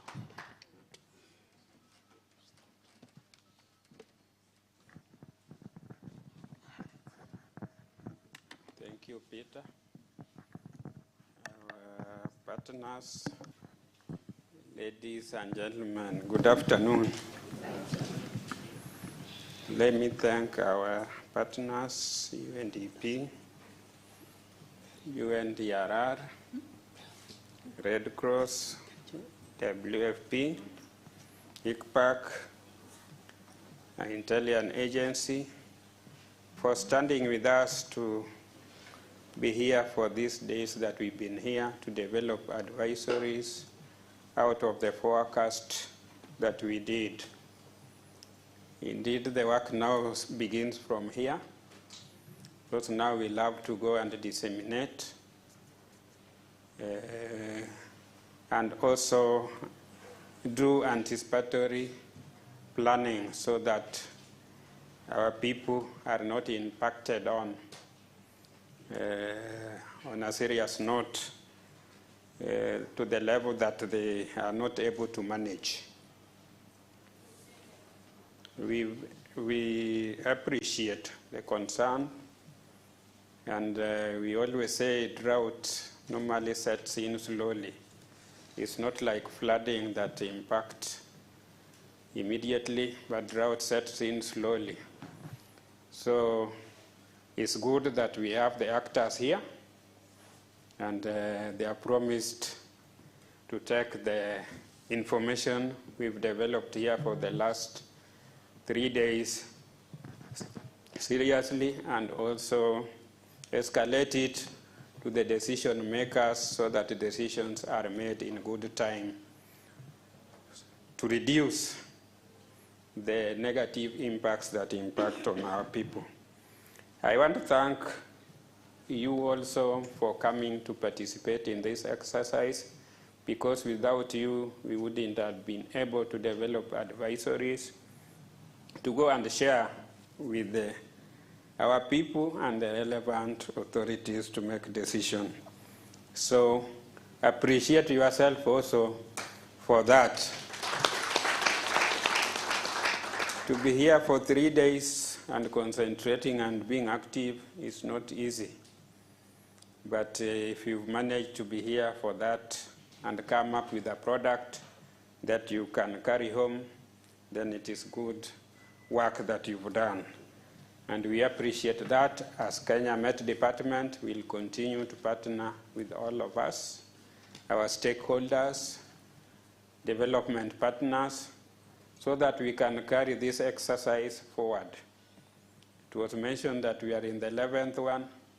We hope each and every season we are also learning and improving on what we are giving, and also our technology is enhancing the development of the focus that we are issuing. I think, as somebody mentioned, gone are those days that we would issue a forecast and it is not taken seriously. These days, it will be taken seriously because somehow it impacts. When I worked in Kisumu, somehow the former Secretary General of Red Cross was with us in the former PC's office. And then he was saying, I was giving that our focus are around 70%, not really that. Then he said, no, me, I use this focus. It's over 90%. That one was a stakeholder rating our forecast. So as much as it used to be assumed, we have improved, and the forecasts are relatively accurate to serve our people at this point in time. With those, mkurugenzi wa idara ya utabiri wa hali ya hewa na ambaye anafanya kazi ama anasimamia huduma ya utabiri wa hali ya hewa katika maeneo ya mashariki mwa nchi, kuanzia mwambao wa pwani hadi kule Marsabit. Nimesimama hapa ili niweze kutiririsha shukrani kwa wote ambao waliwezesha hafla hii ambayo kwa kimombo tunaita the National Climate Outlook Forum kuweza kufanikiwa na kufikisha wakati huu. Lakini kabla ya hilo, kuna jambo ambalo limekuwa likiwatatiza wengi wa wadau wetu, kwamba huduma zetu kama idara tunazitoa zote kwa lugha ya kimombo. Ila tukawa kidogo tumesema kwamba tumetoa afueni kwa njia ya kuibua kamusi ambayo tuliita istilahi ya msamiati wa maneno ya ripoti za utabiri wa hali ya hewa. Kwa hiyo ina maana kwamba usije ukatatizika tena pale ambapo unataka kujua umaana wa maneno fulani, kwa sababu wengi naona tumebobea kwenye Kiingereza, sio? Kwa hiyo hivi sasa unaweza ukaenda kwenye tofuti yetu ya idara www.meteo.go.ke, na pale utapata nakala yako ambayo imechapwa. Kwa pale unaweza ukaitumia, hasa wanahabari ambao mnasambaza huu ujumbe, kuanzia na huu ujumbe wa sasa hivi, ili mkaweza kuwapa wananchi na watumizi wa huduma zetu maneno yakiwa sahihi, usije ukatafsiri labda kwa lugha ya mama. Basi baada ya kusema hilo, ningependa kusema kwamba tuangalie sana katika hata hayo maneno yaliyo katika hiyo kamusi, tusije pia tukachanganya. Maana sijui ni wangapi ambao walikuwa wanafunzi wa Kiswahili hapa ama wamepitia lugha ya Kiswahili. Sitauliza swali lolote, bali ni wangapi ambao walipitia kwenye somo la Kiswahili. Safi sana. Kwa hiyo kuna maneno ambayo yanaitwa visawe. Sitaki kuwauliza ni nini, ila ni maneno ambayo ni tofauti lakini yana maana ambayo ni sawa. Kwa mfano, kidosho na kipusa. Kidosho ni mwanamke ama msichana ambaye ni mrembo sana, na pia kipusa ni mwanamke au msichana ambaye ni mrembo sana. Basi ningependa niseme ahlan wa sahlan, welcome kwa Kiarabu. Ningependa shukrani za kwanza za dhati, bonge la shukrani limwendee Mwenyezi Mungu ambaye ametuumba sisi sote na ambaye ametuwezesha kuwa hapa, na bila yeye sina shaka kwamba hatungekuwepo siku ya leo. Pia tuna wafadhili wetu na washirikishi wetu ambao kwa njia moja ama nyingine wameweza kufadhili baadhi ya shughuli hizi. Nitawataja moja baada ya mwingine. Kwanza ningependa kutambua mashirika ambayo yako chini ya Umoja wa Mataifa. Shirika la UNDRR ambalo linashughulikia masuala ya majanga kama kupunguza majanga. Shirika la Italia na ambalo linashughulika na masuala ya maendeleo, na pia shirika la Umoja wa Kimataifa na ambalo pia ni la maendeleo ambalo linaitwa UNDP. Pia kuna shirika la chakula duniani WFP, tunawatambua, na pia kuna shirika ambalo ni la kimaeneo la IGAD ambalo linajulikana kama almaarufu ICPAC, na ambalo pia linashughulika na masuala haya ya utabiri wa hali ya hewa, lakini katika ukanda wa pembe la Afrika. Nafikiria takriban nchi 11 ama 12. Pia yale mashirika ambayo sijataja katika orodha hiyo, tunawashukuru sana, pokeeni shukrani zetu za dhati. Pia ningependa kumiminia shukrani za dhati kwenye sekta mbalimbali ambazo zimeweza kushirikiana nasi kama idara. Kwanza kabisa sekta ya msingi, na ambayo kama si hiyo hatungekuwepo hapa. Sijui tangia tuje juzi, iwapo hatukupata chakula ama kopo la maji, tungalifumilia hadi leo. Kwa hivyo niwapongeze Wizara ya Kilimo na Usalama wa Chakula, tunawashukuru sana kwa uwepo wenu. Pia nipongeze sekta ya nishati na pia rasilimali ya maji, the energy and the water sector. Pia nipongeze na shirika ambalo linahusiana na swala zima la kupunguza majanga na athari.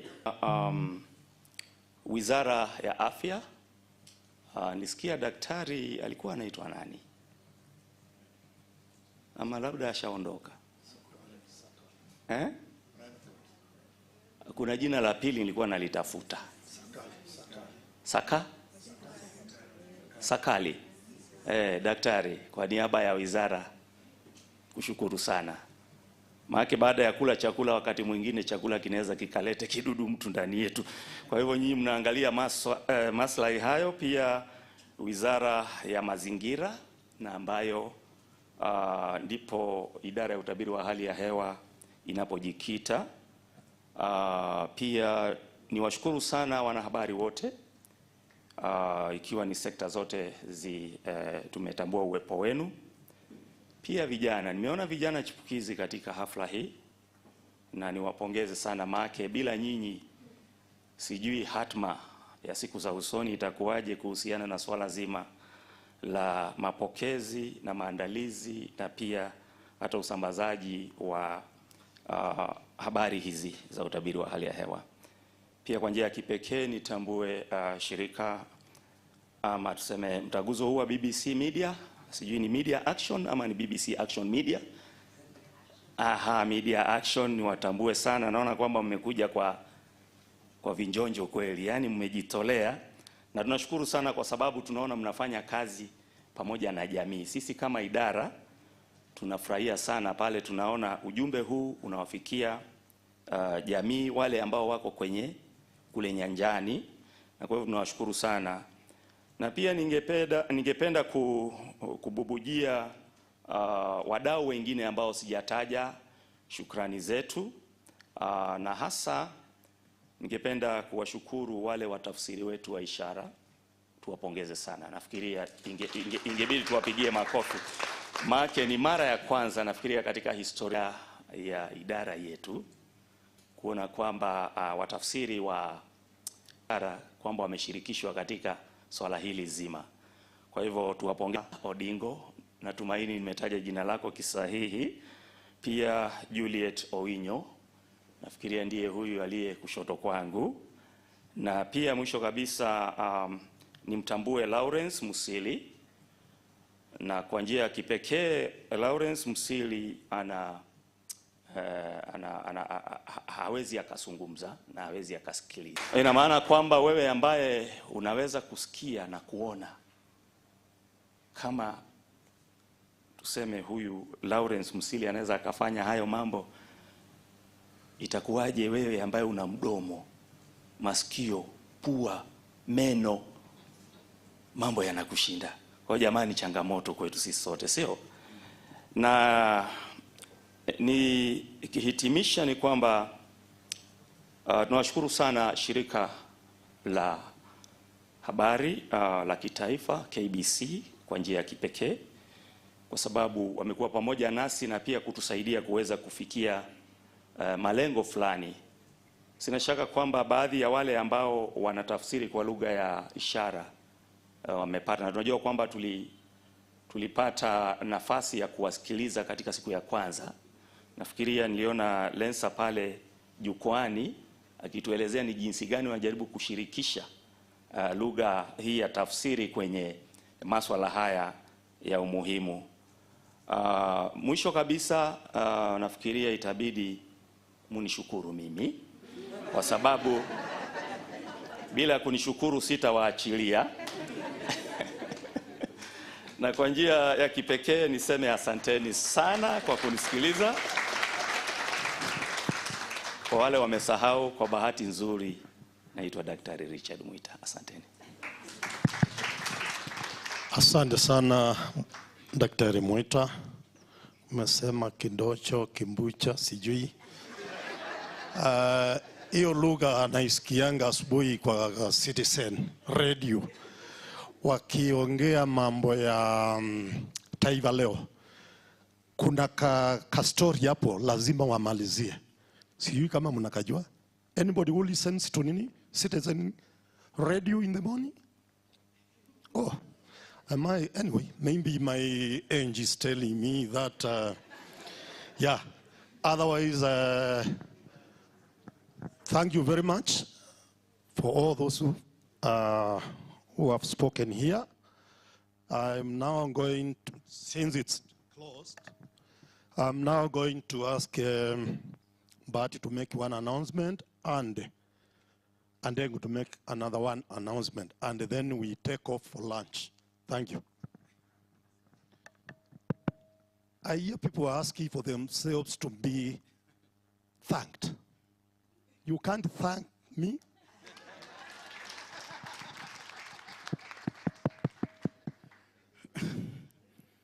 Okay, thank you very much everyone. Tumekula ng'ombe mzima, imebaki nini? Mkia, si ndio?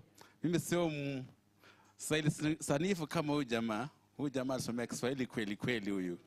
Huyu ni mtafsiri wetu, hata anaweza tafsiri Kiingereza, Kijerumani kwa lugha ya kitaifa. Sasa mimi nawashukuru wote nyinyi wote kwa kuja, kwa sababu bila nyinyi hatungekuwa hapa, si ndio?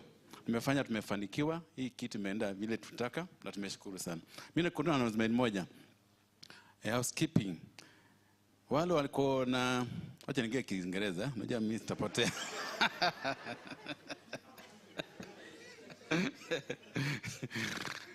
Those are sponsored by WFP in terms of transport. Mtangojea kidogo kwa sababu lazima karatasi zirudi kwa ofisi huko, waangalie kama umesaini vizuri, kama ulikuja na kama signature yako ni sawa na mambo kama ya M-Pesa namba yako ni sawa na ID number. So itachukua muda kidogo. Probably by next week, we're hoping so. I try to work with the Otieno and the group in WFP so that tuwaharakishie maneno, si ndio? So watu lazima wapate kwa kitu kidogo. Wamekuja hapa wametumia fare yao, si ndio? Tumeshukuru sana kwa World Food Program coming and even the other UN agencies who are coming in to support us. So hiyo ndio mtangojea kidogo tu, msio na wasiwasi. Bwana makaratasi ifika kwa ofisi yao watafanya hiyo kazi, si ndio? So mkuwe patient kidogo, sio siku mingi, tutajaribu kufanya maybe by next week. Asante.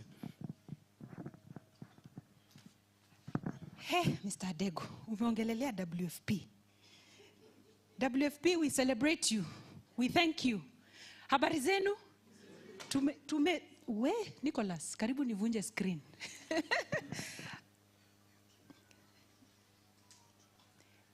You've been advised to mute the participants that are online because we are done. Yeah. So I want everybody to stand. It's lunchtime. Let us all stand. My announcement is very simple. I want you to look to your neighbor on your right.